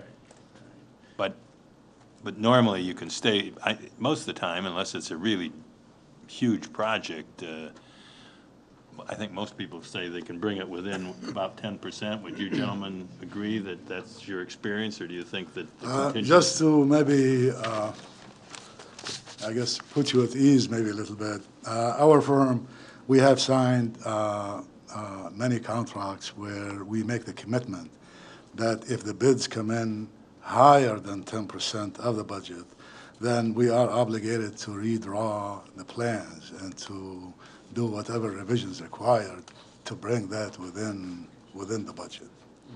Okay, so, and also I think part of the selection with the city administration is that they look at the history of the firms and their performance, you know, over many projects, and that is the thought of the you know, about the jail downtown and you know what happened here before. I can assure you that's not going to happen on this project. You know, that's good. Okay, the only other thing I wanted to talk about was the square footage. There's been quite a bit of discussion here, and as Mr. Hayes brought up, there's some square footage that is more or less wasted space, or what he perceives to be wasted space. But to me, you know, this facility will probably have a life cycle of probably 40 to 50 years. And as the gentleman here said, the architect, that over the years, you know, you need additional space for this, you need additional space for that. So I would think that the 32 is a good figure. May I interrupt you and make you maybe feel a little better? Okay. Okay. I have here, this is the proposal that we submitted to Mr. Kibbe and to the council. In here, our firm did a design for the city of Allen Park in 2004, okay? That is a 52,000 square foot police and city hall. 3 floors, 1 basement, and 2 floors. And also, okay, and also, okay, and also, another proposal that is 72,000 square feet. That includes the city hall, the police, and a parking deck for the businesses that are, you know, in the surrounding the area. So what we're talking about now, and that's why I said earlier, is I am 80% confident that the plans that we did, that you look at there on the screen, that I am fairly confident that we are going to be in that neighborhood. Keep in mind, we want to take into account, okay, some provisions, okay, for future expansion, because nothing worse than to go through all this exercise, all these meetings, and all the study sessions, and the design, construction, and you move in, and boy, okay, we need a little more space here and a little more space there. Okay, this is the worst thing that you would want to do. For example, I'm sorry, I don't want to take, you know, a lot of time, but police, for example, and here's the police, they can correct me if I, you know, stray, I guess, on this issue. The expansion to police, usually, it is in the, first, it happens to the number of officers that you employ. And the officers do not really need a private office, and they do not need usually what they need is facilities to support what they do, and that is the jail and the lockers, okay, and the shower areas and so on. So if we go and do a locker area for 40 officers, 40 lockers, okay, and then you hire 1 more officer, okay, then what do? Put a locker for him somewhere in the corner, you know. So we always take into account provisions for growth, you know, and this is part of our job, you know, to do that. Right. So, Right. yeah. So I think, you know, the larger area might be worth it in the long run for a facility that would potentially last 40 to 50 years for the city. And I think that's what you're looking at, aren't you? A 40 to 50-year time frame for this, whatever the result is of this, of the 3 options. I think realistically, yes. Yeah. So, you know, I think the square footage should be allow for expansion like these things. So, and the other thing is I support the shooting range for the police. I think you know, if we don't have that and we continue this 1 session a year, I think that's a lawsuit waiting to happen. Honestly, that's the way I feel.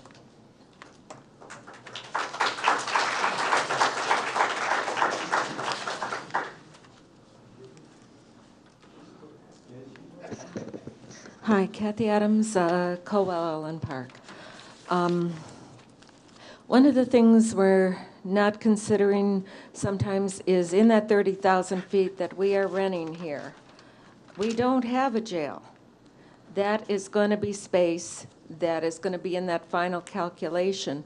And I think the 20% that isn't nailed down yet is largely cosmetic, adjustments of walls, and a little bit of expansion like you were talking about. If we don't have the dedicated space for the firearms training and the self-defense and defensive tactic training, one thing is pretty sure to happen.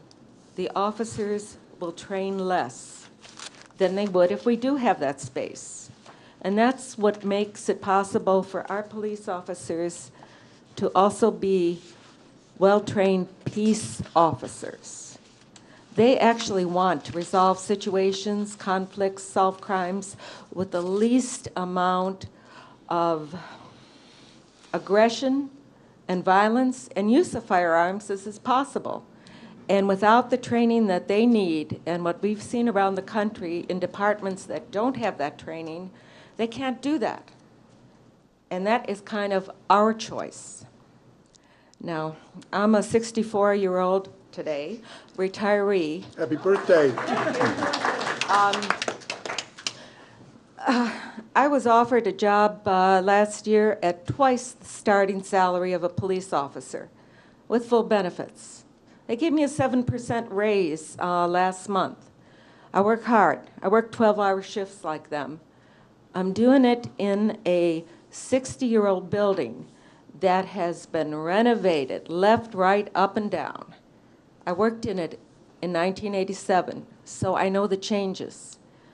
I'm down in the plenums. I'm down in the pipe chases. Backer bead and expansion joints only last so long. We want this building to last for the growth and the future of our city, our children, your grandchildren. We need to do this right, and we need to work hard at it, a lot of hours, and do it in a short amount of time, because in 2 years, they just might not have this building available to us, and we'll be doing another church or something silly. So let's work together. Let's listen to everybody's ideas, and let's do it right for the residents of Allen Park, for our officers, our firemen, our council members, all our public servants. Thank you.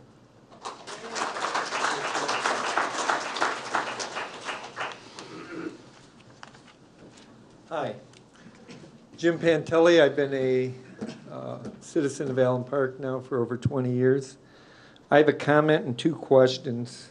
The comment I have is, you can debate space, office space for people, but what really matters is our kids, our families being safe.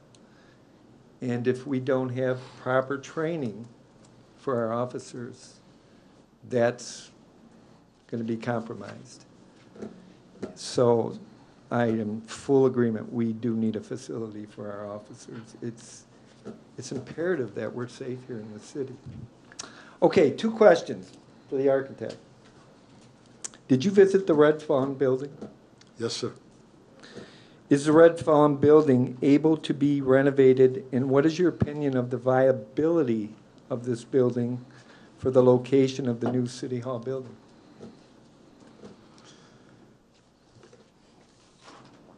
I understand from my observations with the Red Fawn, there used to be a grocery store in the past. And it's also a collection, I think, of 3 buildings. It has a second floor, partial second floor. It is, I went into, it also has 2 small basements. I did walk in all the parts of the building. It is constructed of bearing walls, masonry bearing walls. They have, and with steel girders. And they have, and it has a wood deck on it. I believe the building is salvageable. In terms of renovations, that it can,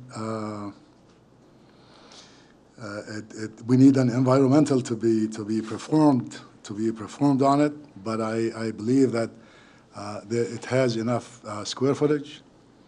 I also recommend some parts of it to be torn down and just,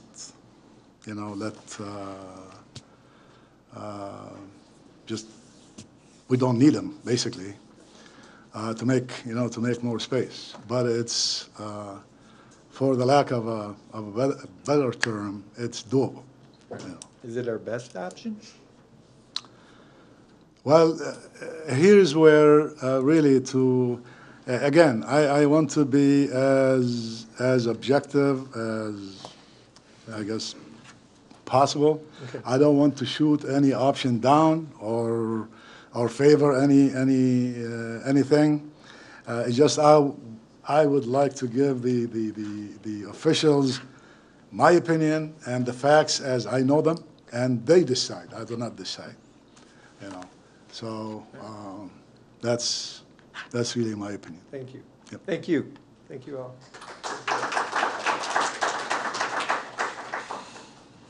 Okay, another first-time person, Christine Cook, Winona, Allen Park. If we do a new build, what's the possibility of pulling in the courthouse and the fire department? That's my only question.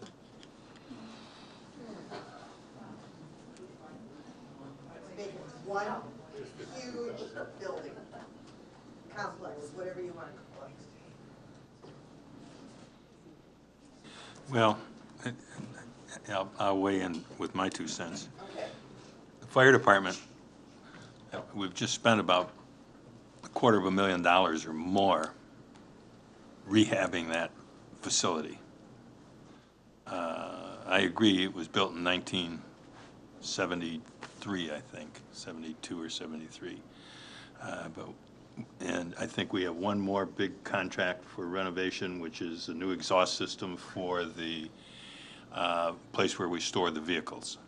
So it would not make a lot of sense to try and combine them when we're pushing almost $500,000 of new improvements for the men in their where they stay, and for the maintenance of the vehicles and there. So that would be my issue with them. I don't know that we gain anything by moving them there with that building. Well, what about the courthouse? Well, the courthouse is there, and I don't think we've explored it, but we have some contractual obligations with Melvindale should we ever try to change that from being a courthouse. So that doesn't just happen. You know, that was a joint venture between us and the city of Melvindale, and so they have some say if you were going to not use that as a courthouse. But we haven't explored that, so I don't know what the terms and conditions of that are. And that's probably our newest building, I think, 1994, other than the community center addition, which is about 2003, 2004, but that's grafted onto an older portion of the building.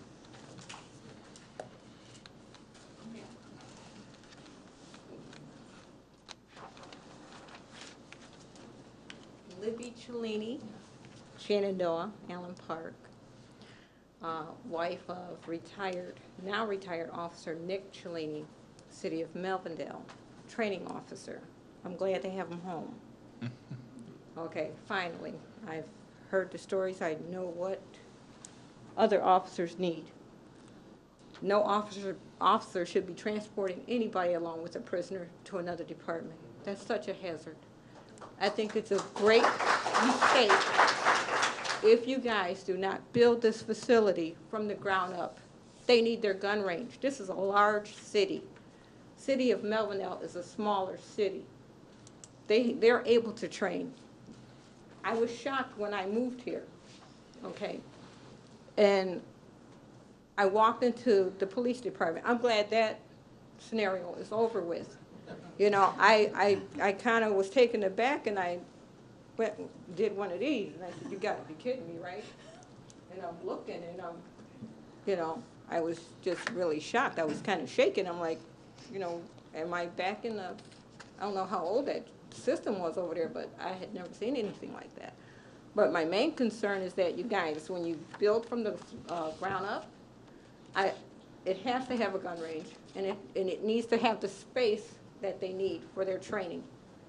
This helps everybody in the long run. I think citizens need to understand that these are officers, they're not security guards. You know, they're not security guards. They are officers, they need to train.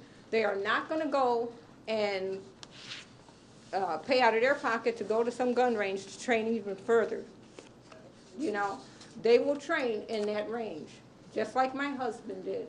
just like he's training other officers, just like his supervisors trained him.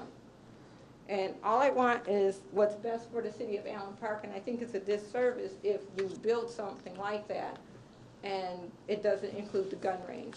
The gun range, and I'm sorry, and I love everybody else in this room, but safety for the officers, give these officers what they need.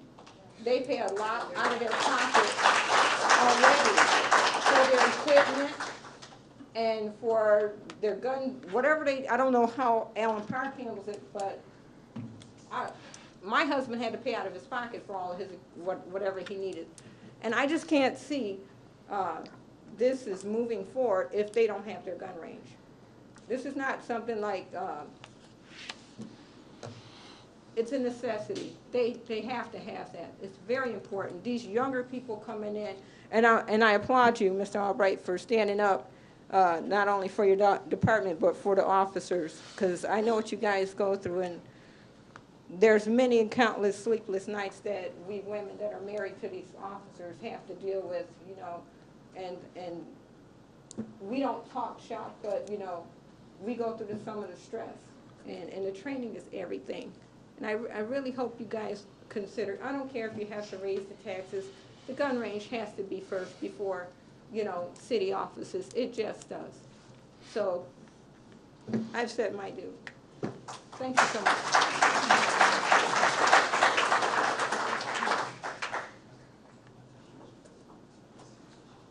Mayor, can I answer a question Mr. Hayes had? Well, I don't think she asked a question. No, Mr. Hayes. I never got to answer the question he rose. Question, I stated a fact. Yeah, I don't think his was a question either. Let's not have a debate there. I see no one else coming forward, so I'm going to close the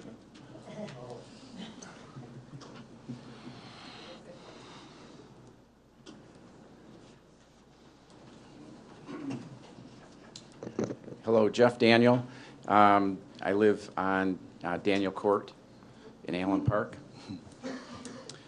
I have a couple of questions. Number one, relative to Sergeant Albright's comments, and I don't know who to address this question to, but is the facility, the Oakwood facility that's under consideration, is it large enough, even with an addition to that facility, to house the City Hall offices, the police department, a jail, and a gun range? Or does anybody know the answer to that yet? It doesn't look like it is, but there's one option there where they have extra space that could easily take the gun range if the City Hall were in a different location. All right, so the answer to that question is no, it appears. Well, there's one option that's before the council that has space enough there. On that one area? Site, yes. Okay, I guess I would need to see that, because I don't see, based on the drawings, that it would fit, unless we've got other drawings that I haven't seen. The other... I think Mr. Daniel's question was, would that facility house all of that? And the answer is no. The option is it can hold part of it, but not all of it. Right. So he's asking for all of it at Right. that location. So the Thanks. answer is no. All right, thanks, Tina. I guess the concern, one of the concerns that I have is that we can at least open our eyes and our ears to the concerns that our citizens have already expressed relative to, we may need to separate a police department so that they can have a gun range, and we need to consider the options of positioning our city hall in a location that will accommodate the needs that we have for offices. So I would like to definitely explore that as a possibility. One of the gentlemen made a comment about our community and our police department being considered a joke in some communities. And by the way, I believe that that is the case. And a lot of it is relative to the facilities that we used to have over there, because the young lady that made a comment just a few minutes ago, that was a disgrace for our community to have facilities like that, and I think everybody's in agreement. So I don't want to go down that road again.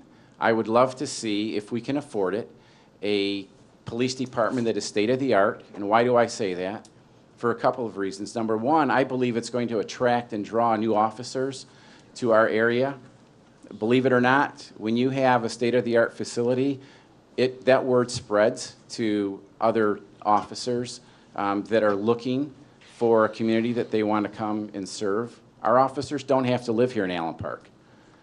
I know that we've got several officers who do live here in Allen Park, and I respect the fact that they are concerned. I have 4 children who live in the city of Allen Park. They could have chosen to live anywhere that they wanted to. I have 7 grandchildren who now live in this city of Allen Park. I am concerned not only for me, I'm concerned for the future of my children, my grandchildren, and all the other grandchildren that are represented out here by folks. So we need to focus our attention on a couple of things. State-of-the-art facility for both our city hall and our police department. And moving forward, and I expressed this at the meeting at the work session, we need to secure our turf right now, and I know Mark is probably working on it, and Joe, I think, is here as well, the city attorney. We need to have something in place that is going to secure us if we need to go into year 3 or year 3.5, and we're still here. If it's a 2-year project and we haven't even secured a location, we need to protect our turf. We have to have some type of agreement in writing with our landlord that we are going to be able to extend another option if we need it. And the longer we wait for that, the more expensive that option is going to be. So I firmly believe that we need to secure that first. We can take a step back, take a deep breath, look at all the options. I'm exploring an option at the north end of Southfield, or the north end of Allen Park across Southfield. And I will bring it back to us in writing with a proposal that would be an excellent location, in my opinion, for a police department and a gun range that will be less than $200,000 to purchase. So with that being said, I hope that, again, everybody has an open mind, they're willing to listen. We don't have any agendas, as far as I'm concerned, in terms of personal agendas, why we want a particular location. I would love to see a downtown location. And I know people in the audience, I sat in the back and I saw heads nodding in the affirmative. I saw heads nodding in the negative, that they can't imagine why you would want a downtown city hall. Look at Wyandotte. Wyandotte is an excellent community, an excellent downtown. Wyandotte had an opportunity to build a new city hall building. They did not elect to build a brand new city hall building. They took a building that was existing and renovated it totally. And they're in the downtown business district, and they're in there for a reason. That downtown is a thriving downtown business district, and that's what I would like to see Allen Park become. That's it.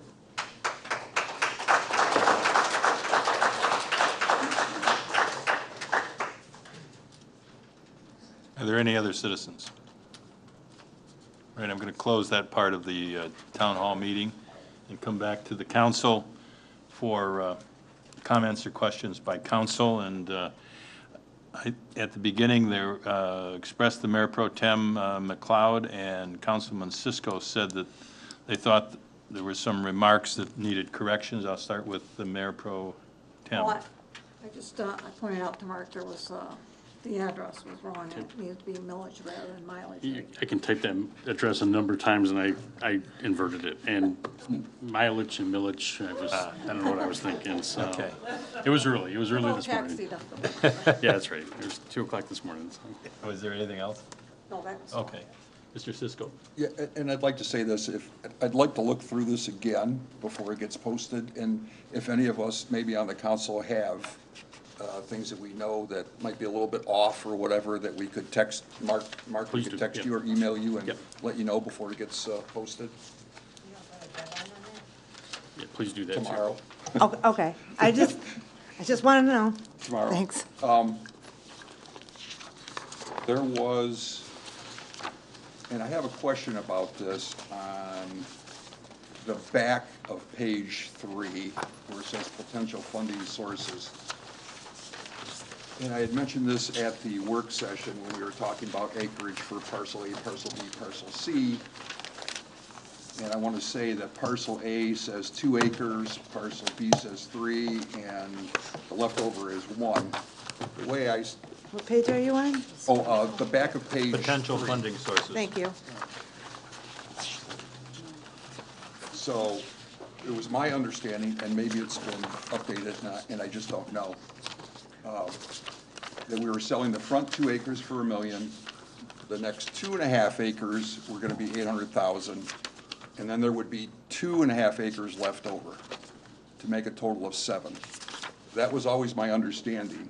This says 2, 3, and 1, and no mention of, you know, what's left over, I guess. So that's just my understanding, unless something's changed, you know, on a letter of intent that I don't know about, I apologize. I'll make the correction there. There was for 2.5 acres, but you still have a portion of that property has to be used for infrastructure. So you Right, won't but be we able to don't know sell all that that. yet. I'm- Well, you're gonna have roadways or some sort that have to Well, come off. but we don't know that yet. That's all I'm saying, is that it's 2, 2.5, and 2.5. Or, what did I say? It's 2, 2.5, and 2.5. 7 acres total. That was always my understanding. Yeah, it's a 7-acre parcel, but you're still gonna have to have, there's a right-of-way on the far side that goes from front to back that you have to take I'm not out. arguing about right of way or anything. I'm just arguing about what's in the letter of intents, okay? 2 acres, 2.5. And I made that at the work session, I made that an issue also. Let's move on, Mr. Councilman. I'd like to say something, Mayor. Let's just see if he's, I don't know if he's done. I don't think I have okay. anything Councilman else. DiGiulio? I'll text if I find anything. Now, Sergeant Albright and I don't always agree on everything, but I do agree about his gun range. I mean, I do agree that that would be a nice thing to have in our city. I hope we can work it in there somehow. The only way it would work, though, is to build a new building. We can't retrofit either one of the other buildings and put one. We can't have all that noise downtown. You're talking about, they said, a handgun, a shotgun, rifle, and they're practicing with those things. That'd be horrible noise. We had a gentleman tonight have a heart attack here in the council chamber. Can you imagine the senior citizens coming to City Hall and hearing that kind of noise going on, or in downtown? I mean, they'll be going in the restaurant and they hear shooting going on. That would be pretty, Okay. so the only thing would be to go to a new building. I don't see how we can work it in with Oakwood or the Red Fawn. And then, Mr. Kibbe, you mentioned the 5 firemen.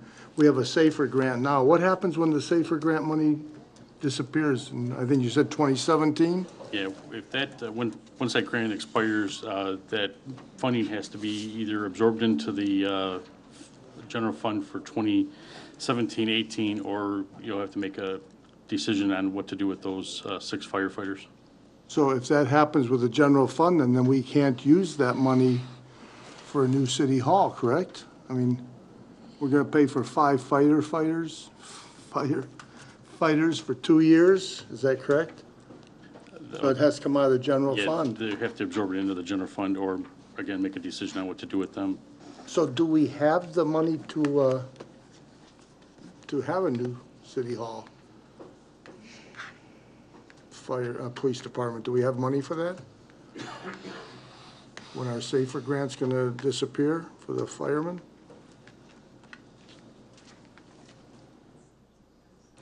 That's a question that mayor and council have to answer, and whether you take fund balance out, do a public-private partnership. So I believe you There's said a options. new building would be $215 a square foot for the police department, is that correct? Is that what you said? And then $175 a square foot for city hall? And if we add the gun range, we were pretty close to 7 million for a new building. We're probably gonna be talking $8 million, correct? with the gun range? Does that sound pretty correct? Yeah, through the chair, if I may, if you're I'm an Allen looking Park at, High School graduate, so. if you you're know. looking at the, 16850 Southfield address, yeah, 600 to 700,000 added to the 6.85 million. So we're up there in the 8 million range. 795. Yeah, it wasn't in the 10%, we're up in the 8 million. So, how about, have we looked into those jail cells that are sitting over there in River Rouge, those prefabs? There's hundreds of them there that were for Wayne County. Have we looked into anything there? Is that usable for us? Did you hear the report last night? I didn't know. Oh, the report last night on the news was, they left them just exposed, and they're now so badly rusted out that they're probably Really? not, Okay. probably not reusable or resaleable. We're talking about going to a scrapyard with them, unfortunately, but. I wandered around that lot over there, and nobody ever stopped me. I mean, I felt like, wow, I'm wandering all over the place, looking in the cells, and so that was on TV last night, huh? Yeah, it was. Yeah, Allen Park makes TV a lot, though, so that was River Rouge, thank God for that. Well, no, that was the Wayne County Jail. The Wayne County, those cells were for the Wayne County Jail, correct? But they're in Rouge now, I mean, that's where they're at. There's hundreds of them over there in River Rouge, down there on Hartner Street. Okay, I guess that's it. I mean, I don't see how Oakwood or the Red Fawn would work if we're gonna put a gun range in, so I think our main concern would be to go to a new building and do what we need to do. Okay. Councilwoman Gavreki? Thank you, Mayor. Being part of the committee that's looked at a lot of this stuff, picking the architect and spending lots of hours on this, I guess I just have a couple comments. And maybe, at one point, we had thought about doing geothermal for heating and lighting and stuff like that.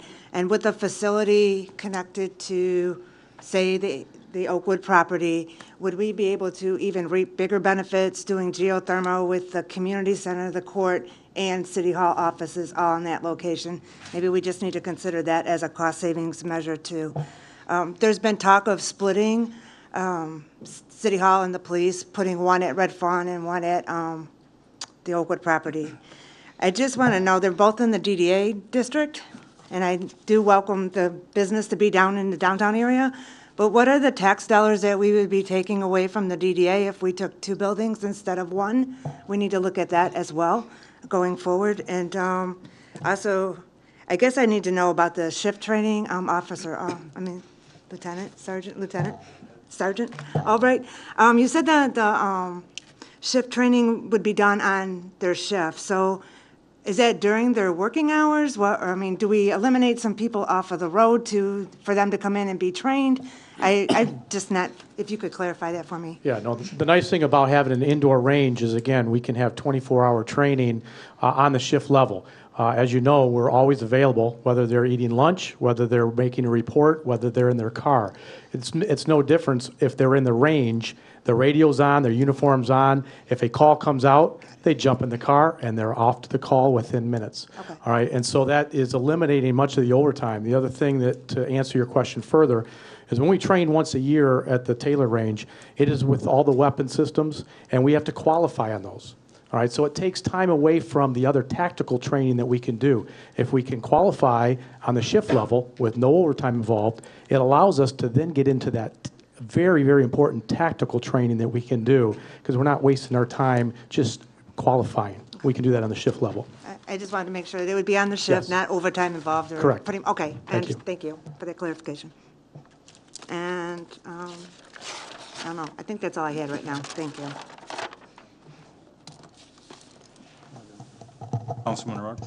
Thank you. I just want to thank everybody for coming out and those that have left, that you can see how complex a decision can be with this. Those that have mentioned before, yes, I've been through it before, and I wish we would have had a lot of these before, but we're not looking back, we're looking forward. And a lot of the ideas that have come up, and I'm glad the architect and the engineer are here sharing some of those ideas because it makes you think. The one bottom line, and I don't know if Bob Katie will come up today or if that's going to be another meeting when we have more information, is show me the money. It's something that we have some for some areas. Can we continue? We don't always want to go into that rainy day fund for this, just as we're talking with the SAFER grant. That's something that's unexpected, but a year from now, we're going to have to make a decision on that. So hopefully, if we do have another one of these meetings, and I hope we do a town hall with maybe here's 2 sites. I know talking with the police, one of my feeling is it has to be something new, just because of the technology, the training, and everything that's there. And to me, that's a priority. If we have to find a smaller city hall to do, I know Dennis, we've talked when he was on council last time of the recreation building still. Do you go up, do you go around, do you look and see? Surprised it didn't come up today, and I know there's concerns from a bonding standpoint, but maybe working with the state, we look at some of those things and be creative with it. So as you can see, all the different views that came up today are fantastic, and thank you. If we have another one, we want that same type of feedback with it, and talk to other people. I mean, the people I've spoken with over the last couple of days at football games and Park Colony and things like that, you ask them, and the first thing is, well, what are the needs? And when you really think about some, I'm not going to poo-poo some of the ideas, but I used to work at that Oakwood facility when it was the Sweden House. And that was back in high school 40-some years ago. So think of where the cooler is back there and everything, and how many times that was retrofitted. And then think again, we were in there for 40 years. That building will be 90 years old plus when you're thinking about another. And Jeff brought up our grandkids, our families, our people here, they're going to have to face our grandkids. The kindergartners are going to say, okay, we need, this building's 90 years old. We have to find a space. We have no space. Next door is the only land we own in the city. And the upfront, I understand, was selling that and taking that money, investing it. But this back space here, those little 3 acres that we can have and DNR in the background and make it nice, maybe that possibility. But that's the feedback we need from you. So thank you for doing that, sharing it. And then one other note, well, two actually, prayers out to Mr. Mack. Hopefully everything's okay. But the support that you gave, we had first-timers here speaking, and I just want to thank not only the council, whatever, and the time over 4 minutes was not an issue, but you as citizens supporting those citizens being their first time speaking, and obviously those that have been here before speaking. Everybody was warm, clapping, and supporting everybody, and that's what's needed here. I mean, we're all in this together. Like I said, I've been through it before. I don't want to go through that again, lessons learned. So thank you for your patience with this. There is that time frame with the lease in this building, but we want to make the right decision, so thank you.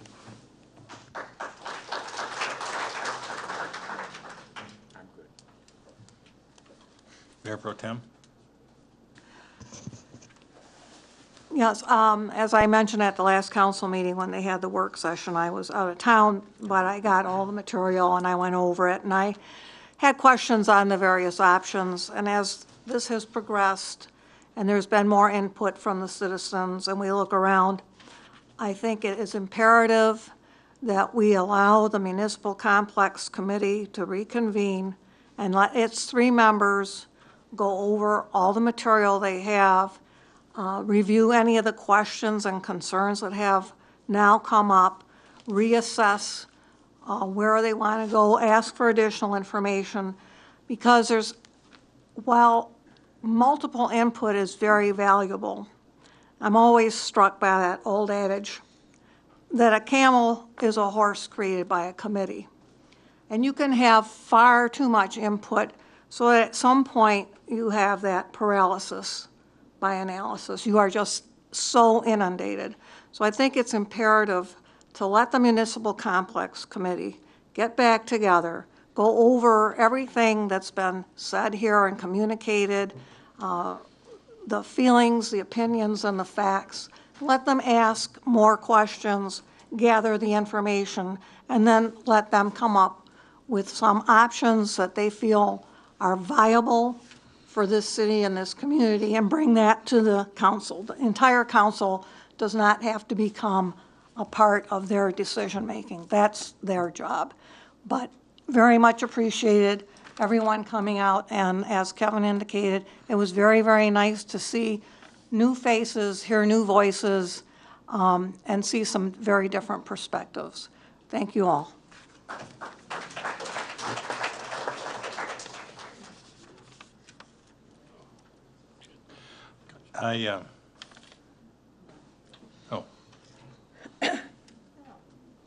Councilman Sisko. Did you speak? I was just, no, I was just asked the correction that I thought might needed to be made, but I apologize if I should have gone on. I don't know.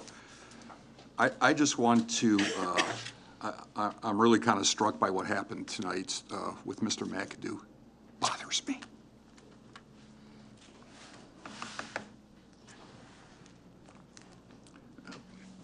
But Mr. McAdoo took time out today, out of his life, to come here because of what he cares about Allen Park. And in the process, he got a little sick. And then Allen Park came together and took him out. And hopefully he's okay. So, I thought I wasn't gonna get emotional tonight, but that sometimes happens. So, but when you see how good our services work, as you saw the chief, Sergeant Albright, other members of, I think, our police department were here, gather, and Ms. Gavarecki, Mr. Rourke, you know, to come together at a moment of imminent crisis for that man. It says a lot about our city. And all of you people that came tonight, I appreciate so much. All your input, all the things that you do, and this is what I've always believed living here my whole life about Allen Park, is that we all come together with a common need at a common time, and we come to the right decision. And I believe we'll do that here. That's what I truly believe. We're all very, our council, you know, some of our council was born out of the, I was born out of the, politically, out of what happened here when the studio property was brought. So I'm very cognizant of all these things that happen. People making misstatements or money being spent not wisely. And I think we're all aware of that. So, you know, there's always, anytime government wants to spend money, there's a big red flag, right? Red flag goes up. Government spending money. Allen Park buys property, big flag going up, red flag. And I think we all have to be very aware of that. But I think our emphasis, and I've heard this tonight from this crowd, is that our emphasis is the police department. Our police department is the #1 thing that we have to get right. City Hall is office space. Police department is #1 in this city, and we have to take care of it. And we have to take care of our guys. And you have all expressed an opinion tonight. 99% of all of it, I agree with. So I think going forward, I think we're charged with something from this meeting. I really believe that. So I just want to thank you. Sorry for getting emotional, but it means a lot to me also.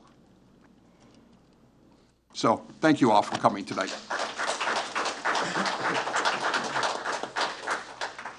I do want to thank everyone. It was a wonderful turnout, and the expressions that you provided us, I think, will be very helpful.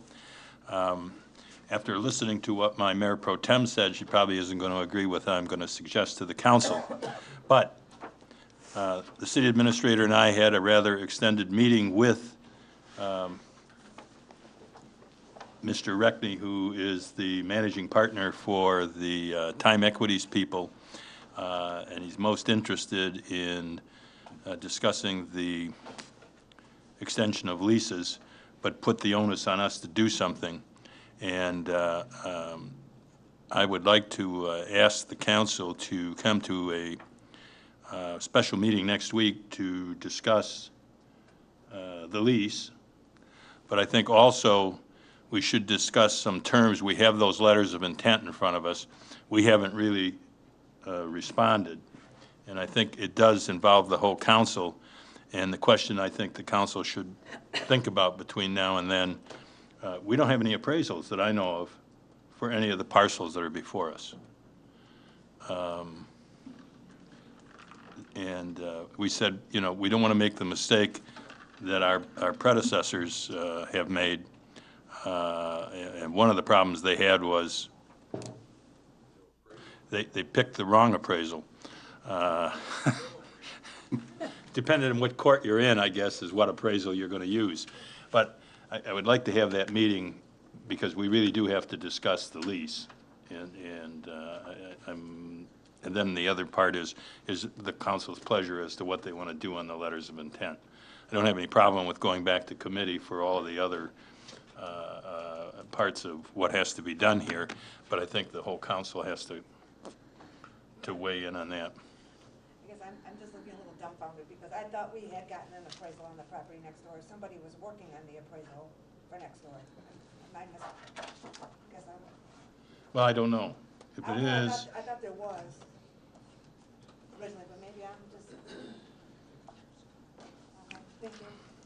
well, I think, I'm fine with the meeting. I just thought there was one already. if there's no objection, then we will meet at 6 o'clock. It will be a closed session meeting.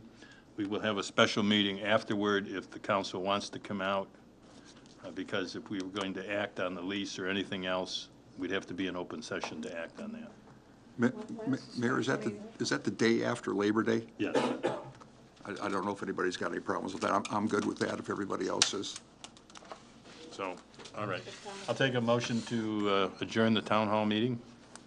Motion, Mayor. DiGiulio is moved. Do I have another council support? Council, Mayor Pro Tem is supported. All in favor signify by aye. Aye. Opposed, same sign. 8:40. We are adjourned.